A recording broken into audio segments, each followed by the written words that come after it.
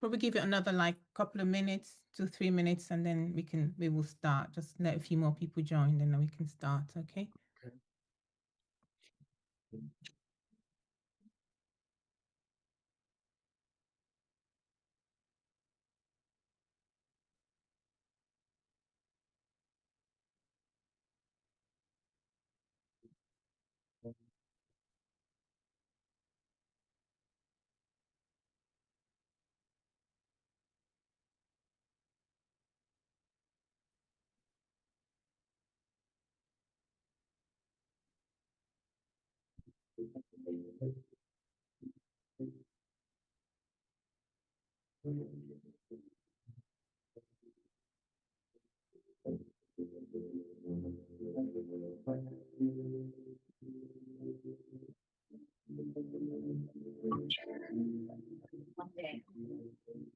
Mr. Sue. Was your son called about bastard? If you're a two-day homeowner and your current window doors are older than 5 years old, like this and this, then you could be eligible for funding. I've just slept with so many men.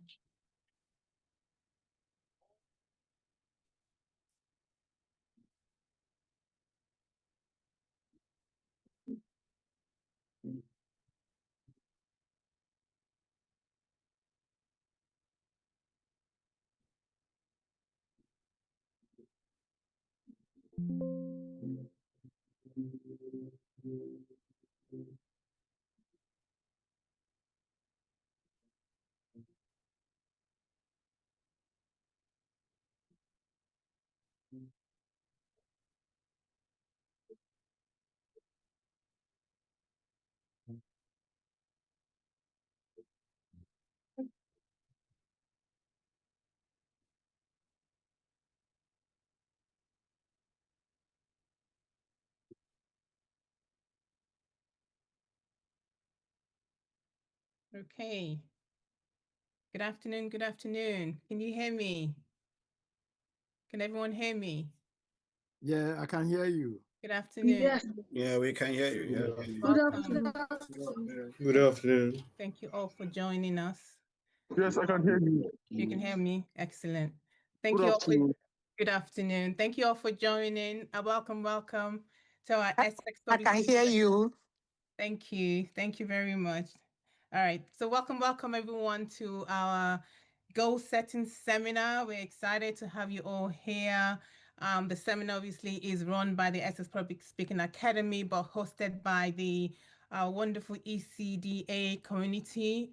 So yes, we thank you for the Ezeboro Community Development that are sponsoring this particular event. So welcome everyone for joining us today. So it's called the Goal Setting Seminar.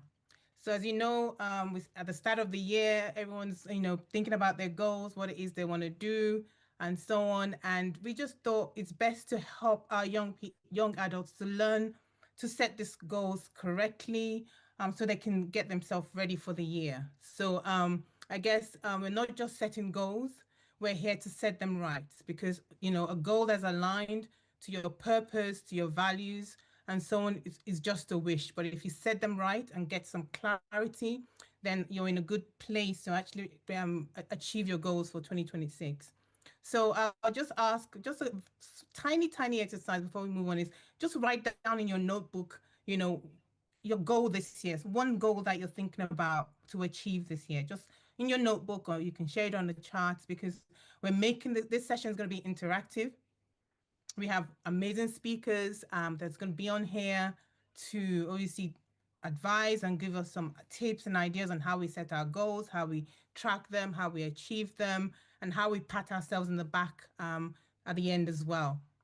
So please get your notebook ready and just write down one thing or one goal you'd like to achieve in 2026. Okay, so what is goal setting? A process of identifying specific measurable objectives that you have some plans to achieve them over a defined period of time. So it's a bridge between your now and your future.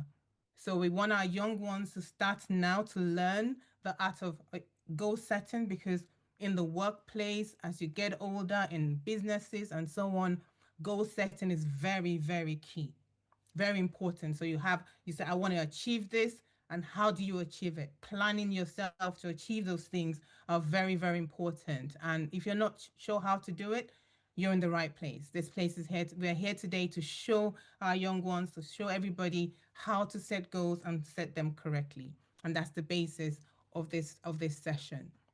So in terms of it, we know that goals do matter. Okay, you learn to write your goals. You have to focus your energy in the right place, being consistent, and really have the purpose behind why you want to set the goals. So, who am I? I'm your facilitator today. My name is Coach Steph. I'm also known as Ijama Aniche. I'm a transformational life and public speaking coach certified. So, also a life purpose coach as well. I'm part of the ECDA coordinating team. So, we're a team where we are empowering our young ones to move to the next level, to be the best version of themselves, pushing them to, to be confident speakers, to go for that job, to go for that role. So I'm part of the wonderful ECDA coordinating team as well. I'm also an author, and also I published several books and magazines as well, and an NLP practitioner. So that's me. So that I'm going to be a facilitator today. So we'll be introducing your speakers, as well as running through some exercises as we go along. Okay. So one of our team members, part of the ECDA coordinating team that I mentioned, is Mr. Nathan. He's also one of the leaders in the association. He's a registered nurse, MSc in tourism and hospitality management, and also a BSc in mental health. This meeting is nursing. being recorded. At this point, I will ask Mr. Nathan to say a few words on behalf of ECDA before we actually kick off on the actual goal setting program. So, Mr. Nathan, if you're here, a few words, please. Thank you. Thank you, Steph Coach. As you have stated, my name is Nadim Badabuchineta, and that is the full name. And I appreciate each and every one of us that have honored our invitation on this of our goal setting for the year, especially for the younger ones. As we all know, any community without the younger ones will go into extinct as time goes on.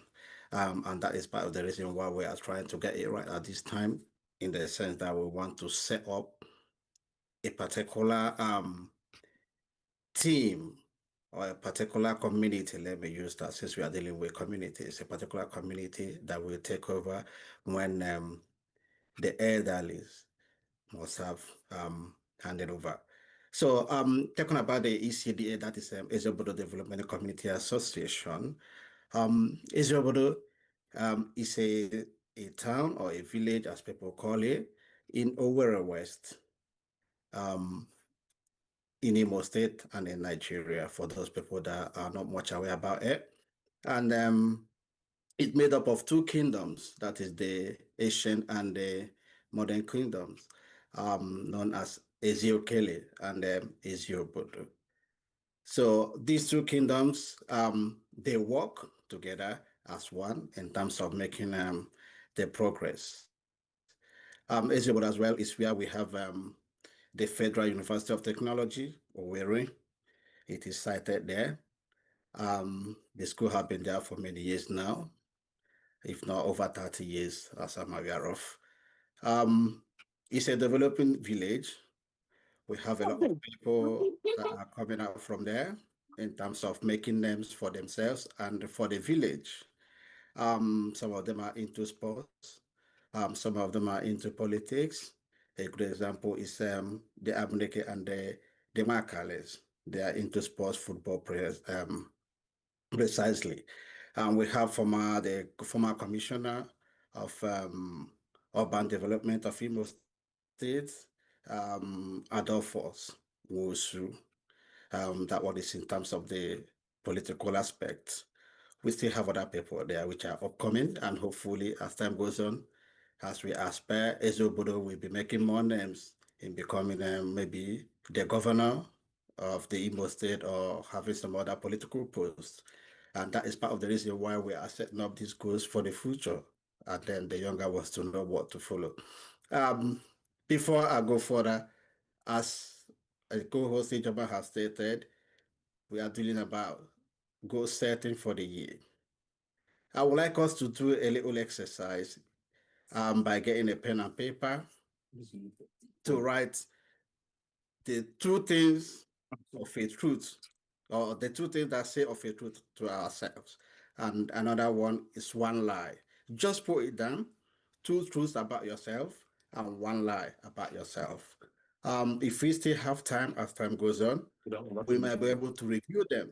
But if you don't have time, you know that you have to tell yourself the truth and then the lie. It's part of the goal setting we are talking about. At this time, I will hand over back to Ijoma for her to continue and introduce the presenters. Thank you, Ijoma. Thank you very much. Thank you. So yes, let's introduce our speakers for today.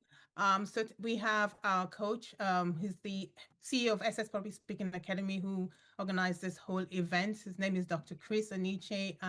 Is an award-winning speaker as well. So Dr. Chris, welcome. I know you're online, so welcome. Thank you for honoring our invitation and being here with us. We have two guest speakers, two phenomenal guest speakers who I've worked with in the past. We have Coach Tokes, who's a food technologist, but also an author, producer, and a film producer as well. We also have Anne Uburoke. She's a medical student, young visionary, excellent young lady. So thank you for honoring our invitation and being a part of this event. Thank you so much. So before we start, then before we get the speakers to come in, goal setting. Well, the key thing is getting it right, having clarity, direction, and the right results. Okay, that's the main thing we're looking for. Clarity meaning it being specific. They matter because they need to be specific. Okay, the purpose behind it, does the goal feed my purpose really? Does it move me forward to the life I really want to live? Accountability is around how you track it and so on. Now, our speakers here have come up with an amazing mechanism of how we set these goals. And so just a summary I'm giving you here, but so anticipate what they're going to be teaching us today. I'm looking forward to that. So progress, one of the things we look for when you do goal setting as well is the ability to track your goals. When you get your goals set up and so on, and you've got your systems in place, how are you tracking them? How are you celebrating them? Are you celebrating your small wins? Can you all go on mute, please? Can you all go on mute, please? Thank you. Show Can me you all Africa. Show me Africa. Can you all go on mute, please? Thank you. Yeah, so are you tracking your steps in your goals? Are you celebrating your small wins? Are you beating yourself up for not actually achieving something? What's key is the steps you take to achieve the goal. So having a system in place. So all of that is going to be taught to us today, because when you track your wins and you do small bits at a time, then this builds confidence, and your confidence compounds, and you're a better person for that. So goal setting is not about goal setting is not about being perfect. It's about being intentional, knowing where you're going, what matters, and staying committed and celebrating yourself.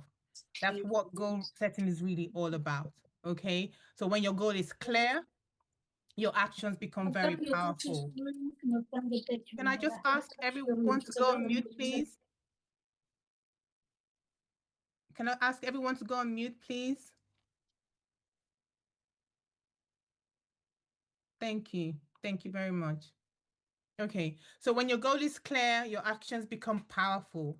Goals give you focus.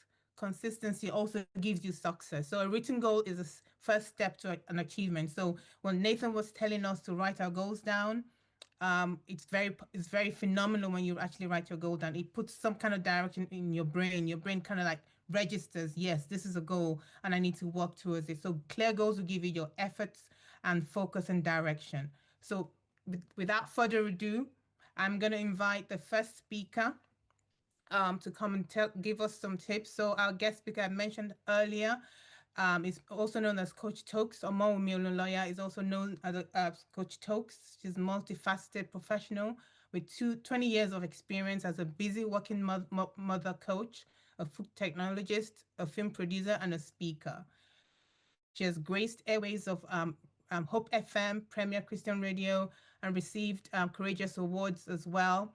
She's the owner of the Purple Patch cereal, an award-winning breakfast cereal brand. She fulfills her dreams by providing health food for health-conscious family. She takes heads. She released her debut movie, Hustle, to acclaim, and her journey from personal struggles to empowerment drives her mission to help women find their purpose and their fulfillment. She's an amazing mother of three, and she lives in South Buckinghamshire. So I'm going to invite Tokes on to obviously come and give us some valuable nuggets in the goal setting area. Thank you so much, Tokes. Welcome. Yeah, welcome. Very good afternoon, everyone. Good afternoon. Awesome, awesome. So before I start, thank you for spotlighting. Thank you. Yeah, I just wanted to check that everyone is muted. That's what literally I'm doing right now. Thank you. We don't want any distractions. It makes everything just seamless. Awesome. Everyone is awesome. Good, good. We're good. So good evening, everyone. Ladies and gentlemen, thank you for being here. You could have been anywhere in the world, but you've chosen today to be spend time on your personal development. And that's what I say. So I congratulate you. I celebrate you. Before I continue speaking, can you confirm you can hear me very clearly so that I'm not assuming that you can hear me? If you can hear me, show of hands, or give me an emoji. I love emojis, by the way. And it's going to be an interactive session. So I would like you to give me some vibes back in the chat. Let me know that you're here. Let me know what part of the world you're joining in. What's the weather like in the part of the world that you're in? I'm looking at the chat right now, and there might be a gift if that's going to motivate you, because I'm not seeing anything right now, and I don't want to be all by myself. Thank you. Now, okay, it's coming in now. Thank you, Ketku. He said it's cold. Well, yeah, I have my hoodie on, so yeah, it's a bit cold. I agree with you. The heating is on as well. Essex, awesome. Ogechi says she's from UK. Okay, I see we're about 21 in here. We're 20 right now. So I'm still expecting more feedback, but thank you so much for participating and for letting me know what part of the world you're joining in. And I'm assuming you can hear me because I can see your comment.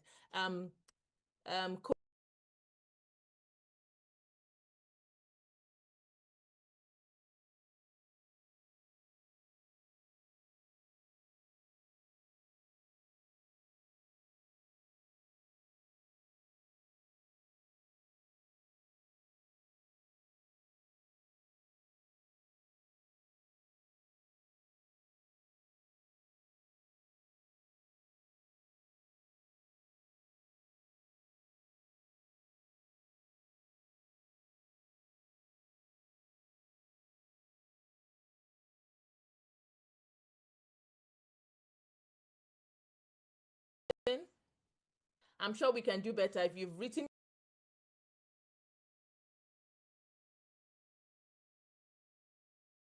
awesome. Okay, the numbers are rising. Okay, I'm looking out for more. Okay, it's increasing. Ogechi, awesome. Thanks for letting us know. Who else has written their goals for 2026?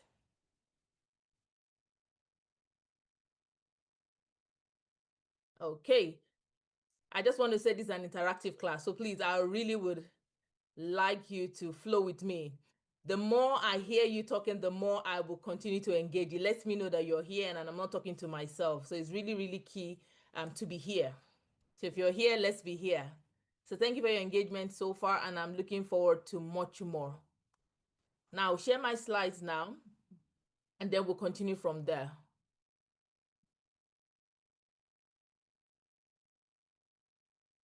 And when you can see my slides, please let me know you're seeing my slides. Are you seeing Next Gen 2026? Yes, I can. Good. Thank you so much. So again, good afternoon for those who are just joining us right now. My name is Tokes. I am grateful. It's a new year. And if you're like me, you're counting your benefits, you're counting your blessings, because not everyone that started 2025 entered 2026. So the first thing I want to say is I'm grateful for the opportunity. Thank you so much, Coach Steph, and also to the Essex Public Speaking Academy for inviting me in here to speak to you today. I don't take it for granted. Now, A quick housekeeping is important because if you're here, like I said, we need to pay attention. So it's going to be about 30, 40 minutes, depending on our engagement. So I want you to get your notepad because you'll be writing. I have mine here already, pen, paper, all prepared, even me, because we're here to learn. I want you to stay locked in. So I want you to be present. So let your phone be on silent, unless you're taking notes on it or you're snapping, maybe doing a screenshot of whatever you see on my screen. So it's one mic, one voice. That means if I'm talking, you're not talking, you're listening. If you're talking, I'm listening to you. So we're all working together. It's a collaborative vector. So I want you to pull up and participate. See, I'm asking questions. I need your engagement. I need your energy. Think of it like we're in a classroom. So we are interacting together. So it works well when I ask a question, you respond back, you share your thought, you give me emojis, you give me feedback. One, it lets me know that you're here, you're present, and that you understand exactly what I'm saying. And I'm not speaking to myself, and I'm not talking at you. We are having us a conversation here. So keep your eyes open, your mind open, because everything we are going to be sharing here today, I promise you, is not brand new. There's nothing new under the sun, I keep saying. But as with everything, we need to hear and keep hearing and keep hearing. That's the way the world is, and that's the way our personal development works. And that's also how we see perspective to what we have already learned. So right now, you think you know everything about goal setting. I promise you, when you hear someone else speak, you're like, oh, I didn't think of that. Oh, so that is what this is all about. And that's why we keep reminding ourselves about what we are doing, how we are doing it, and the best way to improve exactly the way we are doing what we are doing. So when it's time to ask questions, please put them in the chat comment, and then we will take it from there. So today, I've been invited to talk about gaining clarity when setting goals. So this is what we're going to be running through today in the few minutes that I have been given. I'll be sharing some goal setting quotes with you that I believe are powerful, that would help you, that has inspired me as well. We'll look at why clarity matters. We'll look at the power of defining your why. We would also look at SMART goals. I'm sure you've heard about that. And we'll look about the GPS of the success of that. Then we would avoid traps because we want to make sure that we win in 2026. And then we'll have a fun clarity exercise afterwards. If you're still with me here and I've not lost you, give me a 2 in the chat. That just lets me know I'm not talking to myself. Awesome. I see a 2, so I'll keep going. Awesome. Thank you. You're amazing. Thank you so much for the feedback. So I'll keep going now. Thank you. So this is my first quote of the day. People with goals succeed because they know where they are going. I think this is amazing, obviously by Elle Nightingale. Why this is profound and yet very simple is because I'll give you a scenario so that you understand it. If you don't know where you're going, everywhere is going to be your bus stop. I'll say that again so you hear me clearly. If you don't know where you're going, everywhere will be your bus stop, because when the bus driver clicks the bell, you can highlight because you don't know where you're going. It could be the next one or the last one or the one in the middle. But when you know exactly where you're going, you are so laser focused until you get to your stop. You're not going to stand up from your seat. You won't, because it's not your stop. So the power of goal setting is such that if anything does not look like, feel like, smell like, I say smell because yes, some things will smell, feel like your goal, you say no to it. And no is a full sentence, by the way. You just say no, thank you. I'll move on to the next quote. Goals help you channel your energy into action. This is by Les Brown. Goals help you channel your energy into action. Again, a very powerful yet simple goals.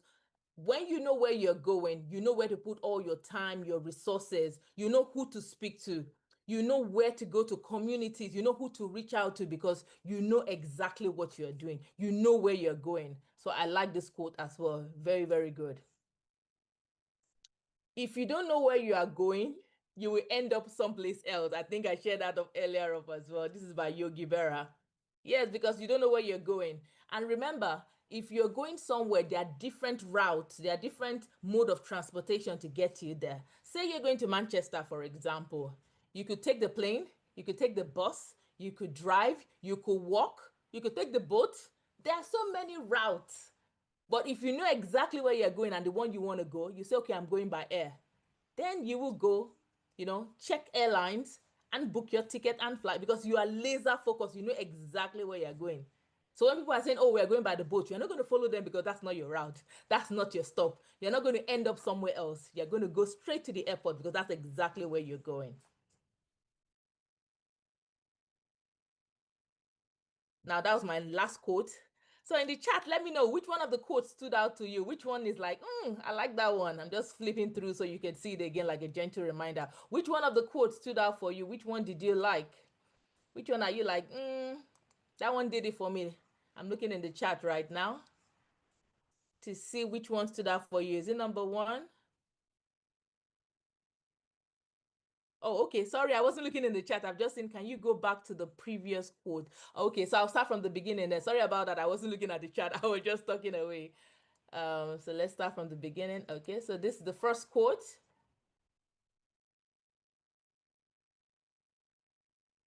Okay, the one with Les Brown. You really like the Les Brown one. Okay, so let's go to Les Brown. I like Les Brown as well. You can't help but like, who wouldn't like Les Brown?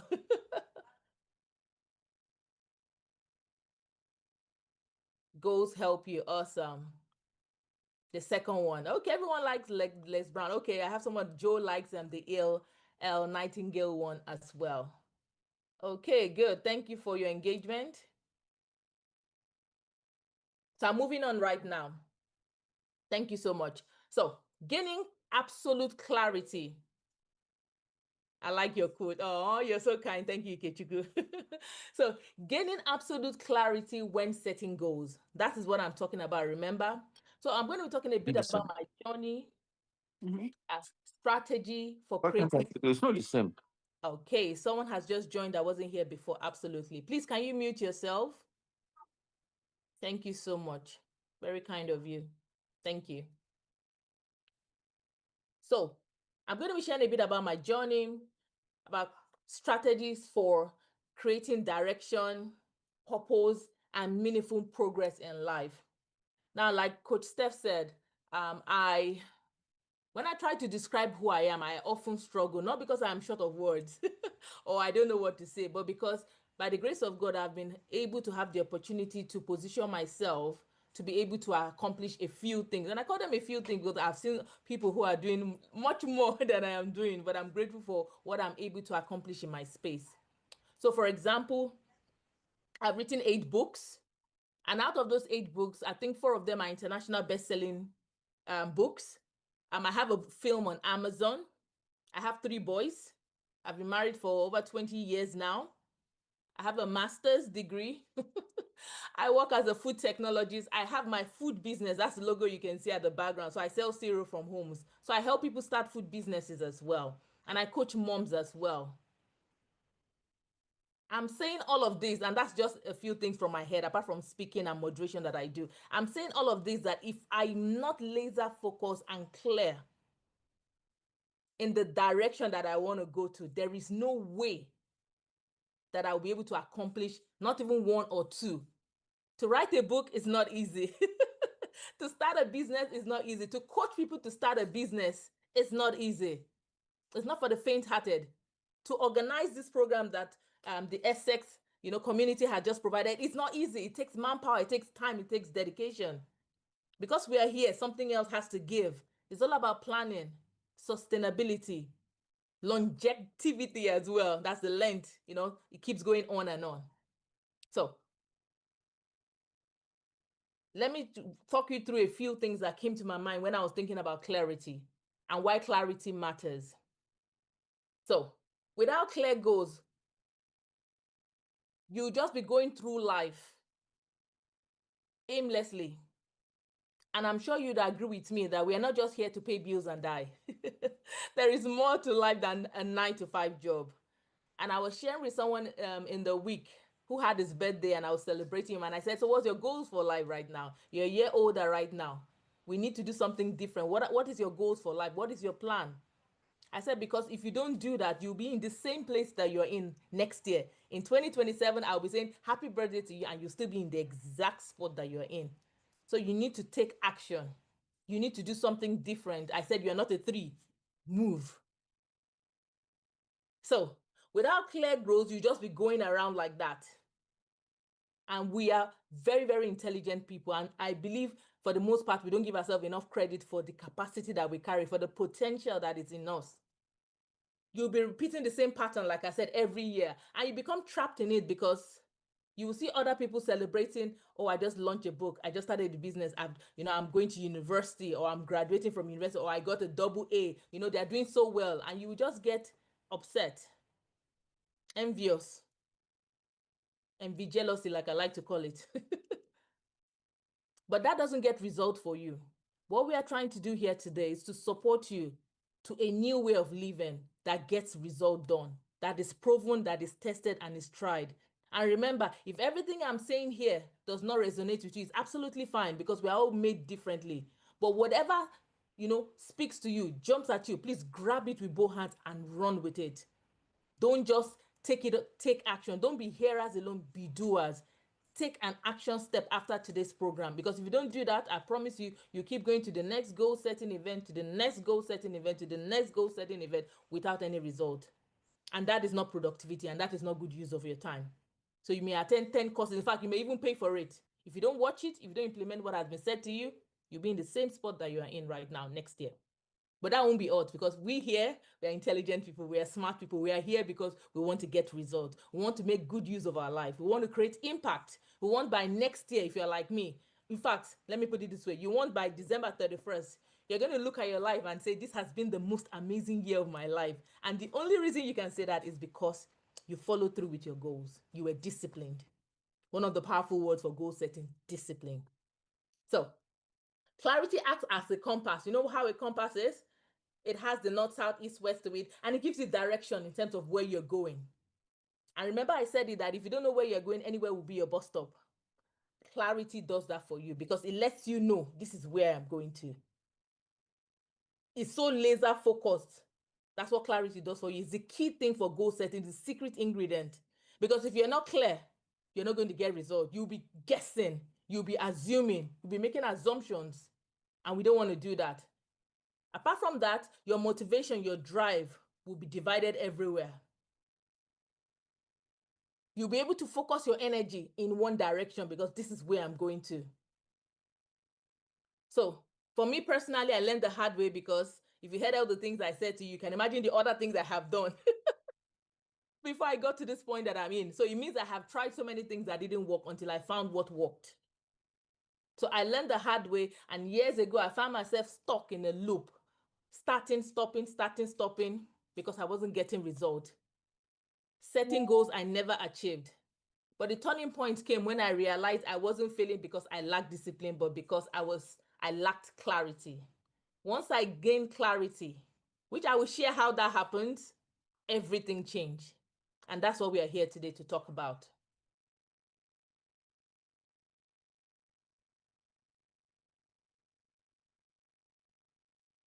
My slide is having a moment. Okay. Yeah, I think I'm back now.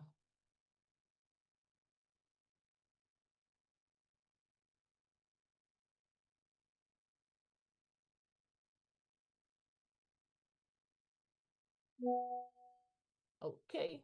Can you still see my screen? Just want to confirm. Yes, I can. Okay, good. Thank you. I think we'll do it this way then. So the power of defining your why. Now we understand clarity and why is important. I want to talk about the power of defining your why. Your why is what will wake you up in the middle of the night. Your why is what will keep you going at the dream. Your why is what will so when momentum stops or when you get tired, your why is what will keep you going. It won't be family, friends, but your why. So let's give an example of a why so that you understand exactly what I'm saying. I want to get an A in my grades. I want to go to the top university. I want to start a business. Those are good whys. I want to save 10,000 pounds in 2026. I want to work in the top 3 companies in your industry. Those are amazing whys. If you want to achieve that, you need to have a strategy. You need to have a plan. You need to have an action that will take you there. If you don't have that, then you will just be sleeping every night because you don't have something that is keeping you up, that is exciting you. So your purpose is understanding the deep reason behind your goals. It creates an unshakable foundation that sustains you through challenges and setbacks. Your fuel, that is when motivation wanes and obstacles appear, because they would appear. In this world we are living, things would always happen. Life would happen, like they say, life with life in. So it would happen. Your why is what will reignite your courage and consistency, and it will keep you moving forward. So when you feel like giving up, like, you know what, I've had enough, I don't like the way they talk to me, I don't like, what is going on in the office, I'm tired of all of this, it's your why that will say, let's go back again. You're like, let's go back again. I need to save 10,000, but let's go back again. Let me go back to the drawing board. Let me rewrite it. Where do I start from? Who do I speak to? Do I need to change my circle, my environment? You go back to the drawing board again. Now, Simon Sinek, I don't know if anyone has seen that book before. He has written a book called Start With Why. Very good book. I recommend it. And it's transformed how I approach goal setting. So you discover your deeper purpose, not just what you want to achieve, because why it mattered, because it will fuel your courage, your consistency through inevitable setbacks. Remember, I said it will always happen. Life would always happen. So settle it now, once and for all. In 2026, life is going to happen, and it's not unique to you. It's happening to us all.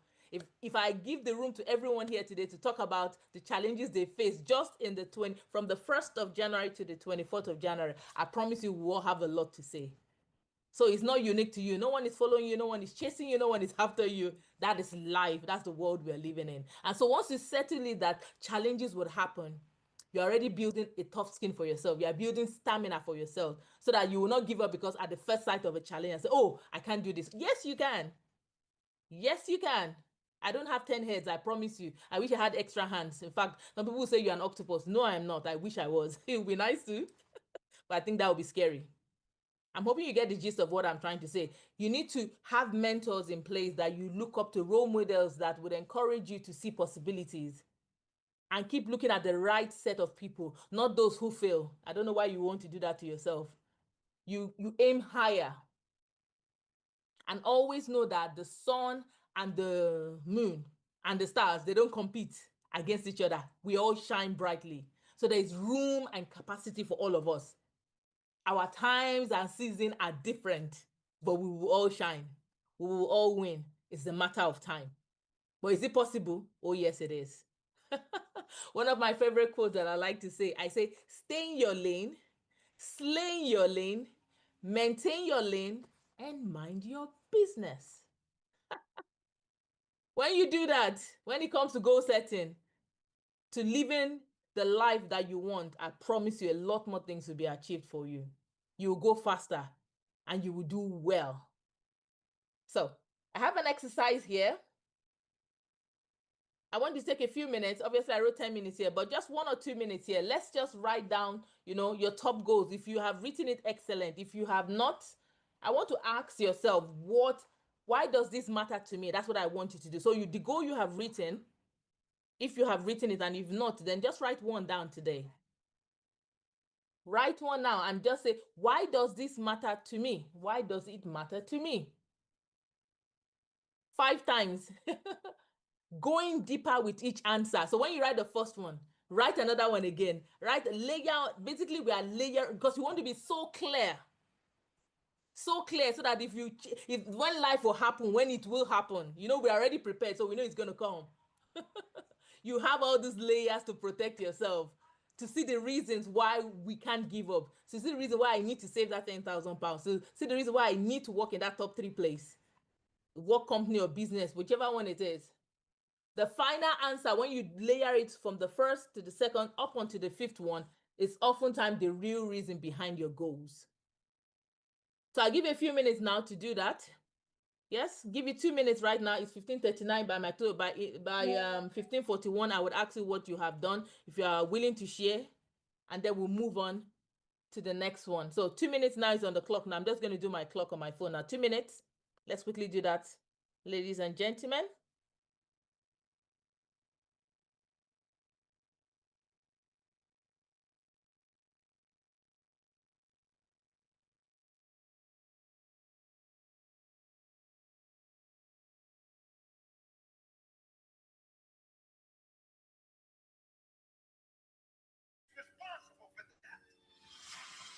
Stop waiting to feel like it. Stop waiting until you see it. Failure is only permanent if you choose not to get back up. And what you do today will determine your future. Now I'm asking you, what do you see in the future for you? What brought you here today? What caused you to get up? You're closer than you've ever been before. You have to do me a favor. Those 15 minutes are not worth the rest of your life. It's not easy, but it's worth it. You woke up this morning to chase your dream until you catch it. You're going to have to sacrifice who you used to be. When you want to sleep, you have to wake up. So don't run from difficulty. Run to it. Because it's always darkest before the dawn. Monday, Tuesday, Wednesday, Thursday, Friday, give it 120%.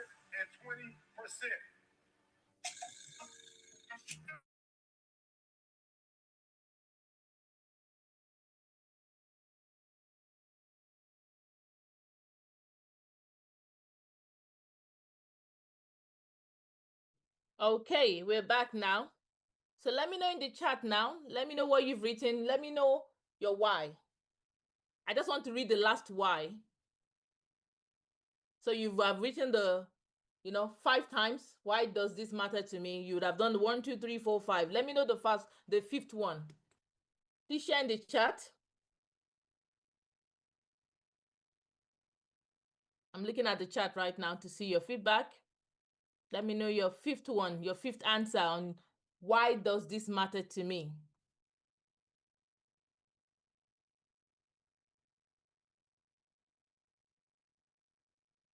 Okay, why does this matter to me? I want to see you in the chat. I haven't seen anything yet. I'm waiting.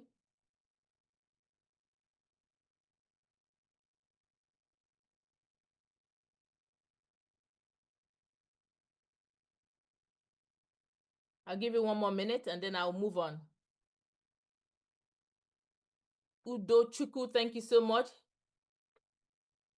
I read, because I want to show other people that it is possible. Awesome. You want to be an example, like a postal person, that if I can do it, you can do it. Thank you so much for sharing. So that will keep you up. That will make you keep going, laser focused at the goal that you have written down. Who else is sharing? Can I have one more, please?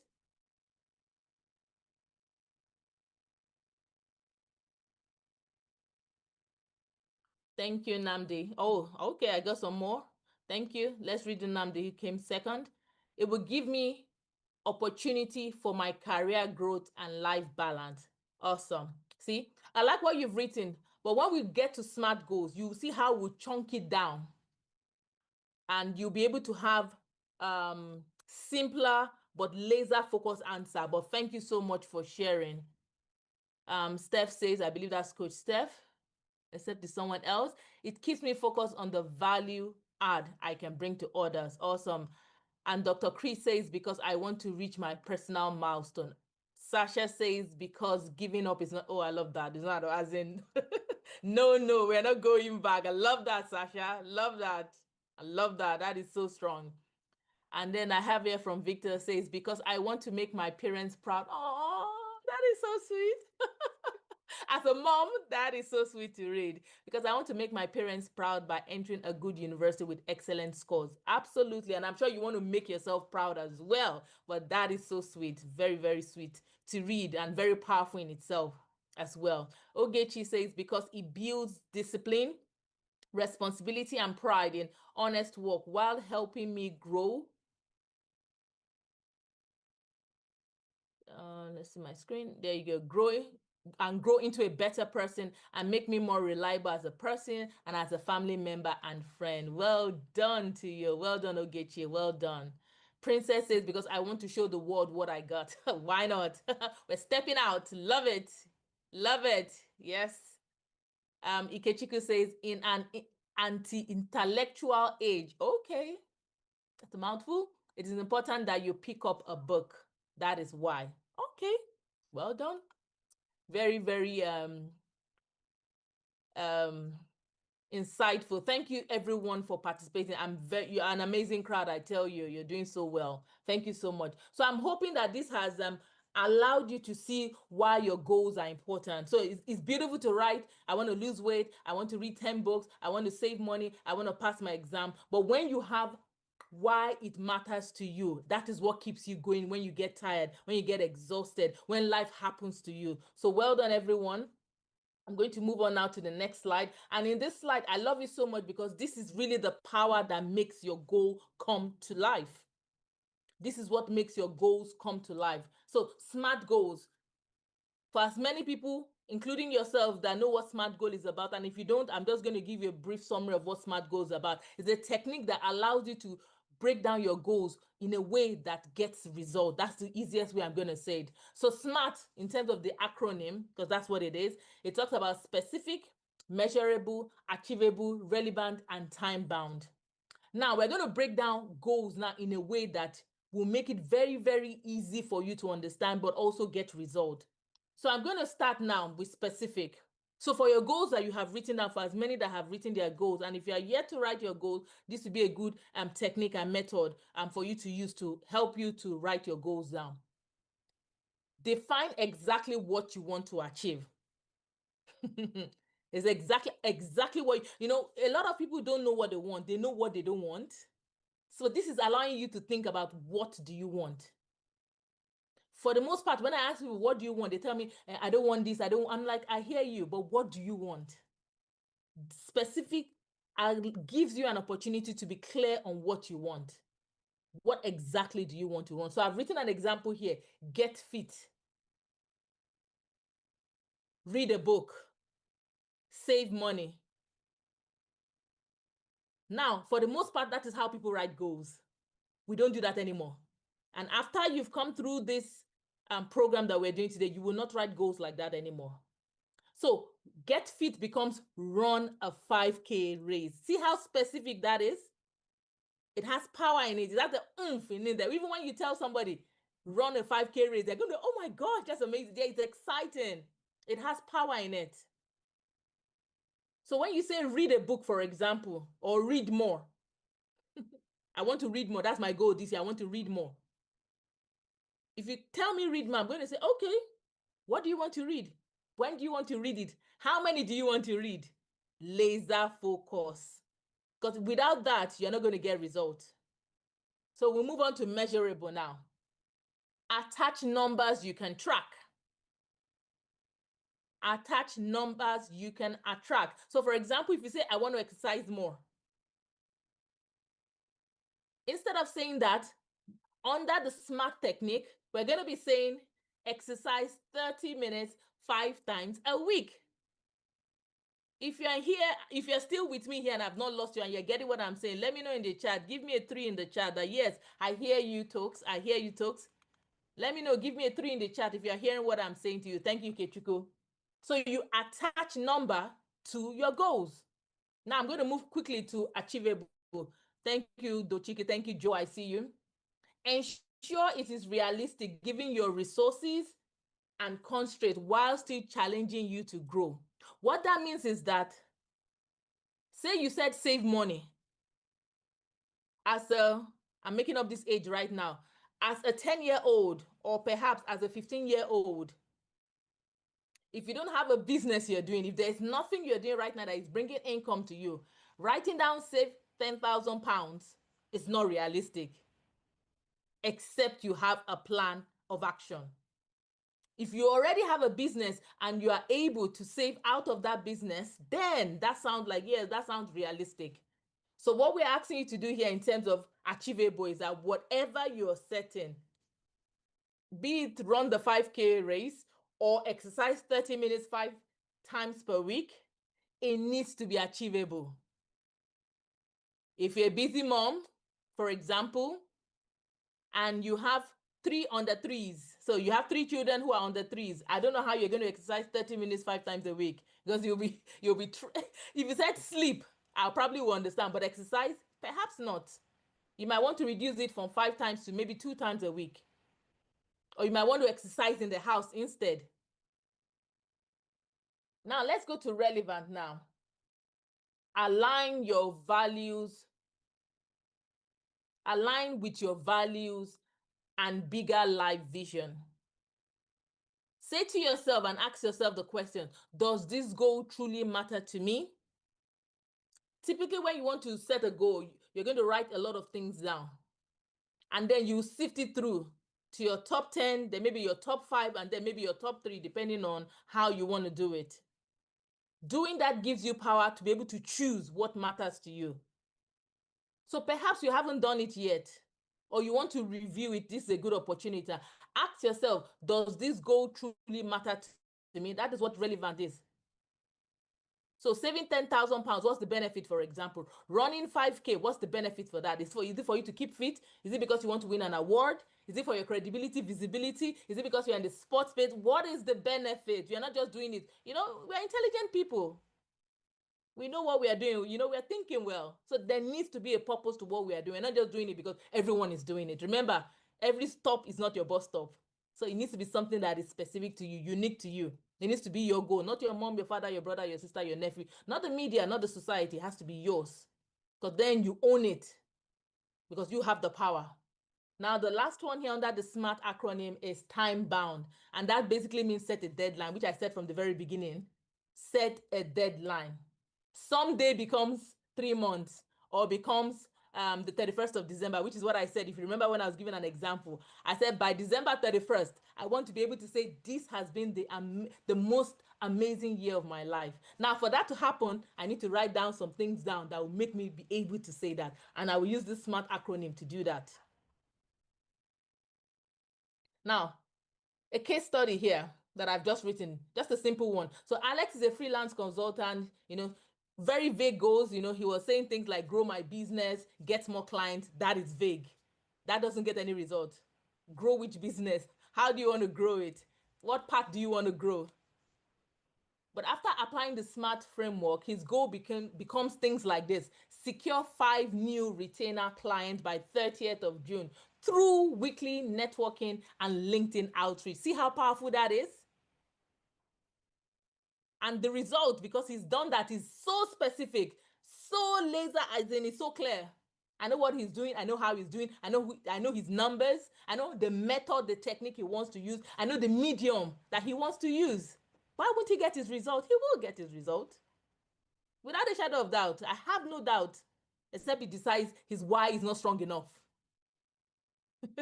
The only way he won't get this is if his why is not strong enough. So we're moving on now to the next slide. I'm looking at my time. Breaking big goals into manageable steps. That is one of the power to achieving your goals. So once you've done the SMART technique of writing down your goals down, you want to break down that big goal. So if I go back to the first slide here, and let me pick one now, for example, say exercise 30 minutes 5 times per week. So that is the goal for me. Now, if I want to break this down into simple steps, because I always believe that for you to get results, you need to chunk down. That's break it down. That's what I mean by chunk down. And to chunk down, it means that that big goal that I have set, how am I going to accomplish? I need to put action steps in there. So if I was going to exercise 5 times, like I said, so the first time I'm going to say to myself, I'm going to do a time audit. Why am I doing a time audit? I want to know where I'm going to find my 30 minutes. I want to know where I'm going to find my 30 minutes in the day. I don't know, what time do I wake up? What time do I go to bed? When am I most productive? I need to know all of that. Because it's when I'm productive, I can go to the to the gym, not when I'm tired, because I'll be like, no, I'm not going to the gym today. No. So I need to know all of that. So I'm going to be writing down questions with answers that would help me and support me to make sure that I achieve my goal of going to the gym 5 times a week for 30 minutes. So once I do the time audit, I know when I'm more active. I know when I'm more productive. I know where I can find my 30 minutes in the day. Then the next thing I'm going to do now is going to say, which gym am I going to? Do I want to go to the one next door? Am I going far away? Do I have to travel? Mode of transportation, how am I getting there? So I'm going to research gyms, basically, is what I'm saying to you.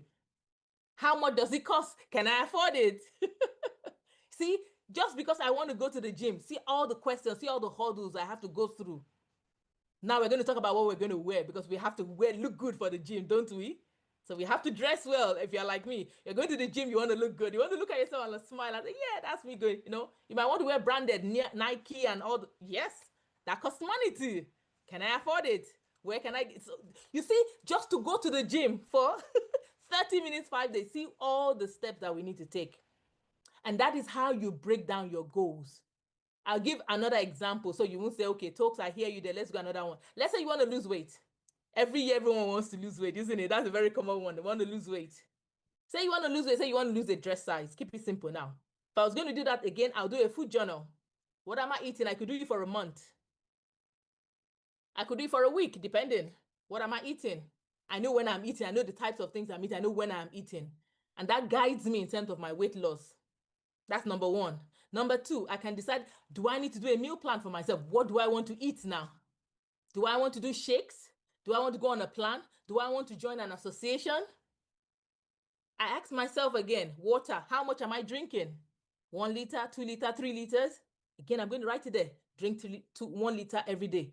How am I going to drink it? Am I going to get like a bottle that has like the marks on it, you know, that tells you, so is it 3 liter? But you can say in the morning, 7 o'clock. I don't know if you've seen those kind of bottles where it says 7 o'clock, 1 o'clock, and it tells you the time that you need to drink from here to here. Or if you're like me, that didn't work. I decided to get a small bottle. Think of fruit shoot, because I think everyone knows what fruit shoot is, which is the little children's bottle. That is 250 ml. If I drink 4 of that, that is 1 liter.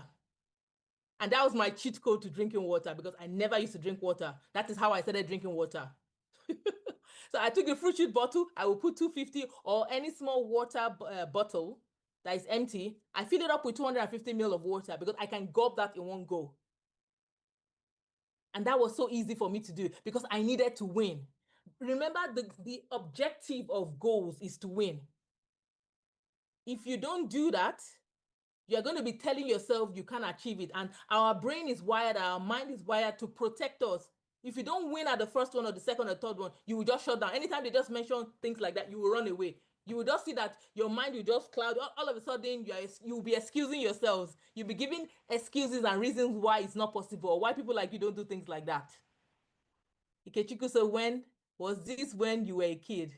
No, not when I was a kid. When I came to the UK. This is 2004. 2004, the water was hard, so I couldn't drink it. So I used to have soda. Now I don't even know when the last time I had soda now. We're better now. No, it's not a long time. It's not when I was a kid. No, 2004, I can tell you that for free. For almost 2 years, I didn't drink water. I couldn't drink water. Nah, it was soda, Coke, Fanta, juices, and all of that. Water, nah. So the way I could drink water was that I bought like that. If you go to McDonald's, I buy the kids meal and they give you the bottle. That's what I can tell you. And then that's what I did. 250 ml, I'll be able to drink it. And that's how I improved. Now I can drink 500 mils at a go. So I'm saying this to say that you break down your goals. If you don't chunk it down, you will not get results. You will just be saying, I want this, I want this. It won't get done. If you understand how to break down your big goals into manageable steps, please give me a 4 in the chat right now.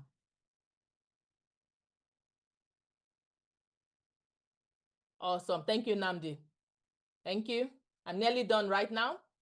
Thank you, Ogechi. Thank you so much. So, to continue with the momentum, we know our goals, we know our purpose, we have our why. Screenshot. Of course, yes, you can. Let's go back. Is it this one? Ikechukwu, let me know. Is it this one? Yes, awesome. Okay. Well done. Thank you so much. So, the example I gave here was writing a book, but hopefully you understood the examples I gave. Now, to maintain the goals that we have set, knowing our why, our purpose, why we're doing it, we've broken it down into smaller steps. You write down your goals. There is something about taking pen to paper that when you wake up in the morning and you write down, say you have 3 goals. Every morning, wake up and write down those 3 goals. It's right before your very eyes. Out of sight is out of mind, they say. I believe it's true for the most part. So I know you can't see my wall right here as I am, but I have a wall in front of me here, and my wall here has so many posted notes in there. And I have goals written there. I have vision boards. I use vision board a lot. So once I do my goals, I translate them to vision board. So I get a picture that represents the things that I want. Trying to see if I can pull one out from the wall. Just give me a minute. Okay. I pulled one out. And I have loads of it that I do. Just to show you an example. So here, for example, I wrote the most wanted. I said I'm live 24/7. I wrote that's amazing. Start treatment, happiness, love, books, sales. I wrote money, profit, appointment, fitter, healthier, happier, coach. That's what is on my board. And it's different things. Looking fresh. I hope you think I look fresh because I do. Bold, bright, beautiful. Choose. People choose me. The lifestyle of faith. So I have loads like that up on the wall. So basically, I surround myself with things that remind me of my goals. Your bathroom mirror, where do you spend the most time? I think bathroom is a cool place to stick things on. Posted notes. And you just put them there when you wake up in the morning, you see it. It just reminds you of what you set up for yourself. So write them down, review them weekly, and reflect. Reflection is a good tool that I've begun to do. I've started doing that much more now. It allows you to check up on yourself. You know what is top of your mind. You know, every decision you make. Remember, I talk about putting pen to paper. Journaling is one of the key ways that has really, really helped me. Coach Steph, how much time do I have left? If you type it in the chat, I'll see it. Journaling my goals became a non-negotiable for me. So I journal a lot. I write a lot. I promise you. So I have posted note in my bag. I have posted note by my bedside. So when an idea or a thought comes, so that I don't get distracted from what I'm doing, I just write down. And then I review, I look at it. So journaling my goal became a non-negotiable for me. And that transformed my focus and my results. So every week, I spend about 30 minutes reviewing. Awesome. Thank you so much. I spend about 30 minutes reviewing the past week, what worked, what didn't work, and how can I improve it. When I do that, it gives me power for the next week. Remember, or if I have not said it, I'm only in competition with myself. I don't do competition with Mrs. A or Mrs. B or Mrs. A. Imagine me competing with Coach Steph. What a complete waste of time and energy. I wasn't there when Coach Steph was having a conversation with God about what she's doing or what is impactful for her. I wasn't there in her life experiences. I don't know what her purpose is. It's not mine, it's hers. So why would I be competing with her? Why? Complete waste of energy. So I'm only in competition with myself. So I make sure that I review my goals to make sure that what happened last week, I do not make that same mistake. That's how you get better. That's how you get productive. That's how you become more efficient. And much more you are learning. You're becoming more matured. So that when you go down that journey again, you don't make that same mistake again. I always say, one of a nice quote I like to say, that in life, there is no failure. You either win or you learn. I'll say that again. In life, there is no failure, regardless of how many businesses that has failed, you know, books that I have still not written, you know, things that I still have not accomplished, the mistakes I've made, money that I have lost. I have not, you know, I'm either winning or I'm learning. That's it. There is no failure, because even if you call it failing, I'm failing forward. If you choose to call it failing, it's failing forward, because when I'm going down that road, I'm like, I know what happened there. We're not doing that. We're going this way. You're smarter. You're wiser. So every morning I read my top goals, you know, before starting work. And this simple practice is very powerful, very simple, but very powerful. And it keeps me connected to my why, and it ensures that I'm moving in the right direction. And remember, if anybody says anything that does not look like, smell like, feel like any of the things that I planned for myself, it's no thank you. Not at the moment. Maybe next year, maybe next month, but right now, no thank you. So your calendar needs to be scheduled in such a way that you've put yourself on your calendar. You need to make sure that you are on your calendar. If you see my calendar now, it's amazing. I don't want to open my phone and bore you with that, but my calendar is literally booked till July. I have activities lined up already. And that includes myself, when I'm sleeping, when I'm resting, so that when somebody says, oh, Toke, let's go hang out. Oh, sorry, I can't do this day. When is it? Yeah, because it's booked. I put myself on the calendar. So when you are setting your goals, make sure your goals are on your calendar.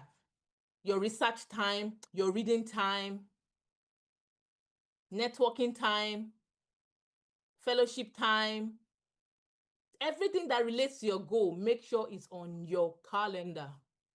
I write and I use my phone as well, and I use my alarm as well.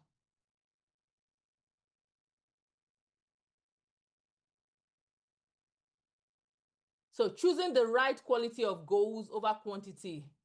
So make sure that you don't overwhelm yourself. That's all I just wanted to say with this slides. It's important that when you're setting goals, it needs to be achievable for yourself. So don't go and set 1,000,001 goals. Remember how I said you could write 100 things? I know I've joined a lot of programs where they say, write down what you want to accomplish in your life. And that is beautiful to do. So I have one that is like 100 things, like a bucket list. Let me just use that word because that's very popular. What you would like, but that is not a goal. That is more like what you would like to achieve before you die. But remember, we are living a long, full, healthy life. So that is really a long time. But ultimately, what I'm trying to say is that make sure your goals, keep it. I personally do 7. 7 to 10 is what I do, my sweet spot. Because it's 12 months in the calendar. But make sure whatever it is that you choose speaks to your soul. It needs to be something that is important to you. Another tool that can help you in case you're wondering, okay, Tokes, I'm not really sure what I want. Not very clear, because I remember asking my son the other day, what do you want? He was like, not really clear, not sure what I want. Use something called the Wheel of Life. Just do a Google search on Wheel of Life. It's a circle like a wheel, and basically it divides it into segments, and each segment has sectors of your life. So it could be your financial life, your marital life for those who are married. It could look at your business, education. It could look at fun, charity. It basically describes physical life, health and fitness, things like that. It just basically gives you an overview of different aspects of your life that you could pay attention to, your spiritual life, mental life, things like that. And then you then rate yourself from 1 to 10, 1 being poor and 10 being excellent. You give yourself a score. Say we chose physical, and you want to be fit, you want to be healthy, you want to be able to run down the stairs up and down and not pant like the world is about to collapse. And you give yourself a 4. Now you say to yourself, how do I move from a 4 to a 7? Because 7 to 10 is excellent. So that's what that does for you. So this is just talking about choosing the right amount of goals. Now, I want to share with you pitfalls, how to avoid common traps that will keep you stuck when you're setting goals. Like I said, most people don't fail because they lack ambition. They fail because they fall into predictable traps that sabotages, their progress. So you need to be able to recognize these triggers. You need to be able to recognize these patterns. Yeah, I think pattern is a good word. Because once you do that, you can break the cycle. Insanity, they say, is doing the same thing over and over again and expecting a different result. We are not insane people. So we're very, very, laser focused in terms of where we are going. So to be able to do that, do a mental declutter. Limiting belief, oh my gosh, that is so powerful. And procrastination from lack of direction. I'm going to focus on limiting belief because that is a mighty stronghold, because what you believe about yourself is power. If you believe that you are not good enough, you're not good, no matter what I say to you, you still tell yourself when you leave this place, I'm not good enough. So you need to start changing any self-limiting belief that you have about yourself. Things like I am not good enough, I don't have time, people like me don't do things like that. It is my background, it is my father, it is my mother, it is, I don't have, my head does not read book. Oh, that made me remember back home. But ultimately, this is what I'm saying. If you have any excuse, reasons, they are all limiting belief, why you think you cannot do whatever it is that you're supposed to be doing, we need to start flipping them. And the way you can do that is by reframing your limiting belief. So I want to do a quick exercise in the few minutes I have here. I want you to identify one limiting belief. For me, it was time. I felt that 24 hours was not enough for me to accomplish all the beautiful things I wanted to do. I needed more time and I did not see how I could do it. So I want you to identify, so that's just 1 minute, yeah? Just 1 minute, it's 4:09 right now. Identify one limiting belief and I want you to reframe it. I want you to change it. So for example, here I wrote, I don't have time, and I change it to, because I prioritize what matters most, So instead of saying I don't have time, I prioritize what matters most. That's an example. So let's do 1 minute right now. Okay, it's 16:10 now. I've given an example. Let's do 1 minute now, and I want to read. Just put in the chat after 1 minute. 16:11. Put in the chat for me one limiting belief that you have flipped around for me.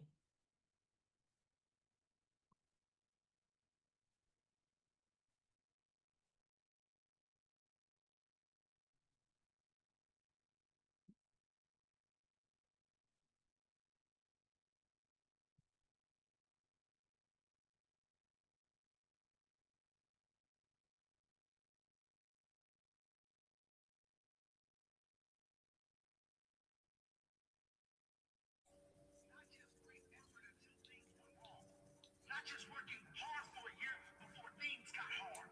So you quit and gave up on your dream. I mean, when you are dead on your feet, when you are buried by all the crap life piles on you, but you dig deeper and find life. Okay, we're back. Let's see it in the chat.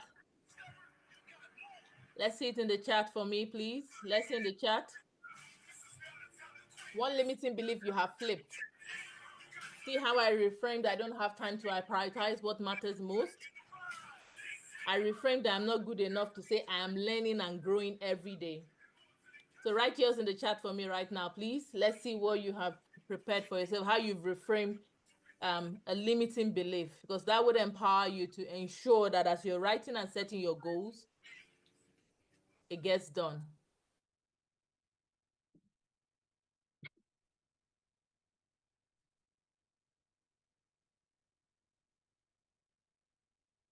Okay, Victor says, I hate the weather, so I won't go to the gym. Becomes, I'm going to continue working out and go to the gym unless I am sick or ill. I'm going to the gym no matter, my screen just make this bigger, no matter the time, and not do it next time. Awesome. Okay, okay. I see what you did there. Well done. So I hate the weather, so I won't go to the gym. Yeah, okay. So the weather won't be a reason why I won't go to the gym. Basically, is what you're saying. Now I'm going to gym no matter what. Yeah, I'm going. That's what I would say. I'm going to the gym no matter what. I don't care how it's going to be. Okay, thank you so much, Victor, for sharing that. But I'm hopeful this is useful to you. Okay, I have one more here. Procrastinating because I need to do Q&A. So prepare your questions for me now. I have 2 minutes for Q&A. So if you have any questions, please drop them in the chat right now. Procrastinating things change to doing it immediately than later.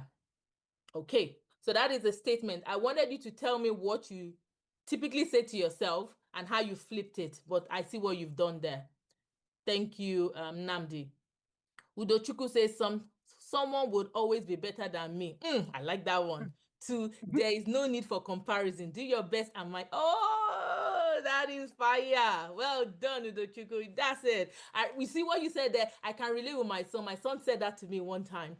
He plays, he runs athletic, and he didn't get involved. And I was like, why? He said, I wanted to give everybody the opportunity, another person an opportunity to rest.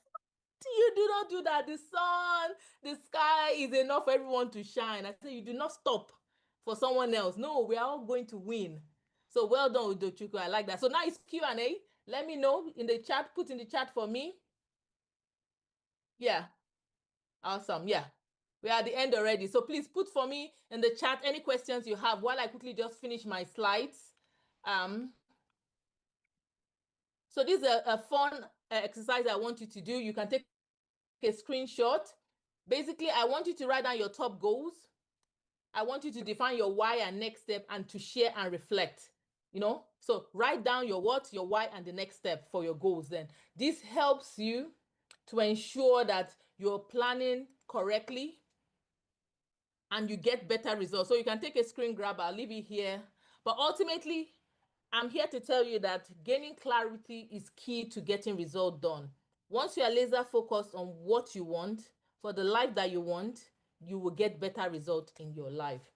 And if you like, I'm believing you've taken a screen grab now, so I'm just moving on now.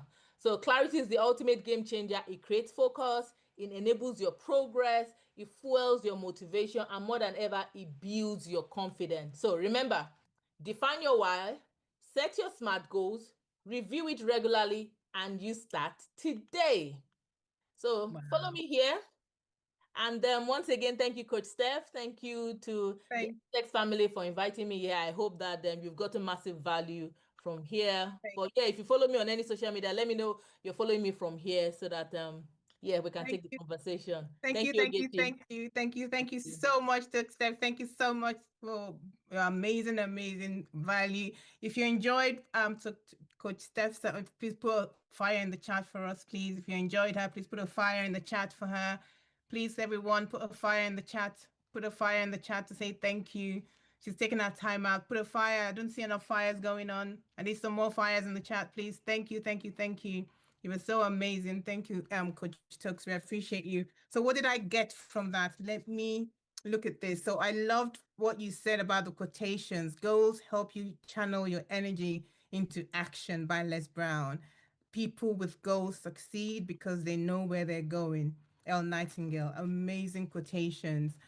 You've written 8 books. I love that for international best-selling author. That's amazing too. You said clarity. That another thing that resonated with me was clarity, being laser focused. You need to be clear to get the results. Energy is focused on one direction. That really resonates with me because if you're thinking of so many things, you can't be good in one thing. So thank you. The power of defining your why was quite key for me as well. I want to get the best grades in university. So you have to have a purpose behind what your why is. So that was so amazing as well. Thank you. I liked what you said, stay in your lane, maintain your lane and mind your business. That is, phenomenal, because truly, if I'm minding my business, then I will stay focused on my business and not look at someone else's. So that was really good. Smart goals, being specific, define exactly what you want to achieve. Very important. You have to know exactly what you want to achieve. That helps with the focus that Coach Took said. Measurable, attach numbers that you can actually track. So when we talk about tracking your results and your goals and everything, making it measurable is quite key. Achievable, ensure is realistic. Really something you can actually do. Like you said, if you don't have a job and you're talking about saving £1,000 or a month, that's not realistic. So you have to go within your own confines. Is it relevant? Does it matter to you? And then you must have a deadline. Don't set a goal today and then it's infinity. It has to have a deadline. That is amazing. Then I think another thing I liked was Wheel of Life, and divides it into sectors. So that helps you decide on the key goals you want to cover as well. So that was phenomenal. Thank you so much to Steph. That was one question that came in. I'll do just one and then get to the next speaker. And then if we're able to do some more later, then we will. First question was, how have you stayed on track on all your goals each year? Please, if you tell us how you've stayed on track. So the key way that I have stayed on track is basically being clear on my goals. Remember, I said my why. My why was strong enough for me. I'll give a good example now. For 2026, one of the goals I set for myself now is to clear off 2 cards. I have 2 cards that I'm like, I want to clear these 2 cards right now, because if I clear that, it would allow me to save much more money for my 2026. So I have a goal to do that now. I sat down, wrote down, so I wasn't afraid of the number. I went to the bank, my bank statement, I wrote down the number. So numbers, you remember, it needs to be tangible. I wrote down exactly what the number is. I saw how much it was. So I wrote the 2 of them down. I said, okay, if I want to clear this, how much do I need to pay for 2026? So it's 12 months. I took that number, I divided it by 12, and I knew, okay, 100. So let's say it's 1,200 to keep it simple for math's sake. So that means £100 every month I need to be able to put into that credit card to clear it out. And if I do that, I've cleared my debt. So simple. And that's exactly what I do. So for everything I'm doing, I'm laser focused. I'm not scared of numbers. I create a strategy, a map, of how do I want to. Now, the next thing for me is, talks, where do you get £100 from? I need to now work out how to get £100 to pay that off. But that's literally what I do. It's all by strategy, writing out exactly what I want to do, how I want to do it. And that's how I get my result. Thank you. Thank you so much. Thank you. So we're gonna move on now quickly. Let me know if you can see my screen. Just let me know if you can see my screen. Can you see my screen? Can you see my screen? Or I'm on mute, sorry. Can you see my screen, everyone, or? Yes. Yeah. You can. Okay, so I wasn't hearing. 1 second. Let me keeps going back to the beginning. Thank you so much, Coach Tugs. Thank you so much. So we're going to be introducing our next speaker. Our next speaker is one of the beautiful ladies that I know, one of my favorites. She has, I've known her for a few years now. She was one of our students at the Essex Public Speaking Academy, a young lady. Her name is Anne. She's a medical student at the Queen Mary University. I guess from a young age, she knew she was going to be a doctor. She's been setting goals and working hard since to get to where she wants to be. This is aside from her academics, and plays netball at regional level, also qualified netball coach and umpire.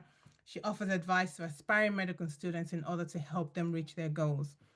I guess for me, Anne is quite special to us because I knew her from a very a young age. She's now in the second year of university doing medicine. Again, proving that age is just a number, and when it comes to making an impact, Anne is one of them. With no further ado, I'm going to introduce Anne to everyone. Welcome, Anne. Are you there? Welcome. Hello, everyone. Good afternoon. Good afternoon or good evening. Welcome. Thank you. So, hello, everyone. My name is Anne, and I'm really excited to be here today. Thank you for inviting me. I'm going to talk a bit about goal setting and implementation, and I'll talk about how I've used goal setting and how it's helped me to get to where I am today. Next slide, please. Okay. So just a bit about me before we start. I'm 19 and I'm a second year medical student at Queen Mary. I also enjoy sport and fitness, so I play netball on the side and I've been playing for about 10 years now. Next slide, please. So now we're going to talk about my journey to medical school, and that's going to be my main example through this. So I'm going to talk about the goals that I set on my journey to medical school, and also the challenges that I had and how I overcame them. Next slide, please. Okay, so from a young age, my parents have always told me that from a young age, I said I wanted to be a doctor. But that does not mean when I was in primary school, I was, saying, oh, how am I going to get into medical school? So I think it started with me reflecting on who I am and identifying my strengths and the things that I enjoy. So I recognized that in primary school I was good at maths, that was one of my strengths. And then also when I went to secondary school, I realized that I was quite good at the sciences, especially biology. And so when I got to year 9 and I was starting my GCSEs, I did decide that I wanted to pursue medicine and that I would need to start working towards it because, you don't just say you want to be a doctor and you wake up the next day and you can do that. It is quite a long and difficult process. So I started planning from then.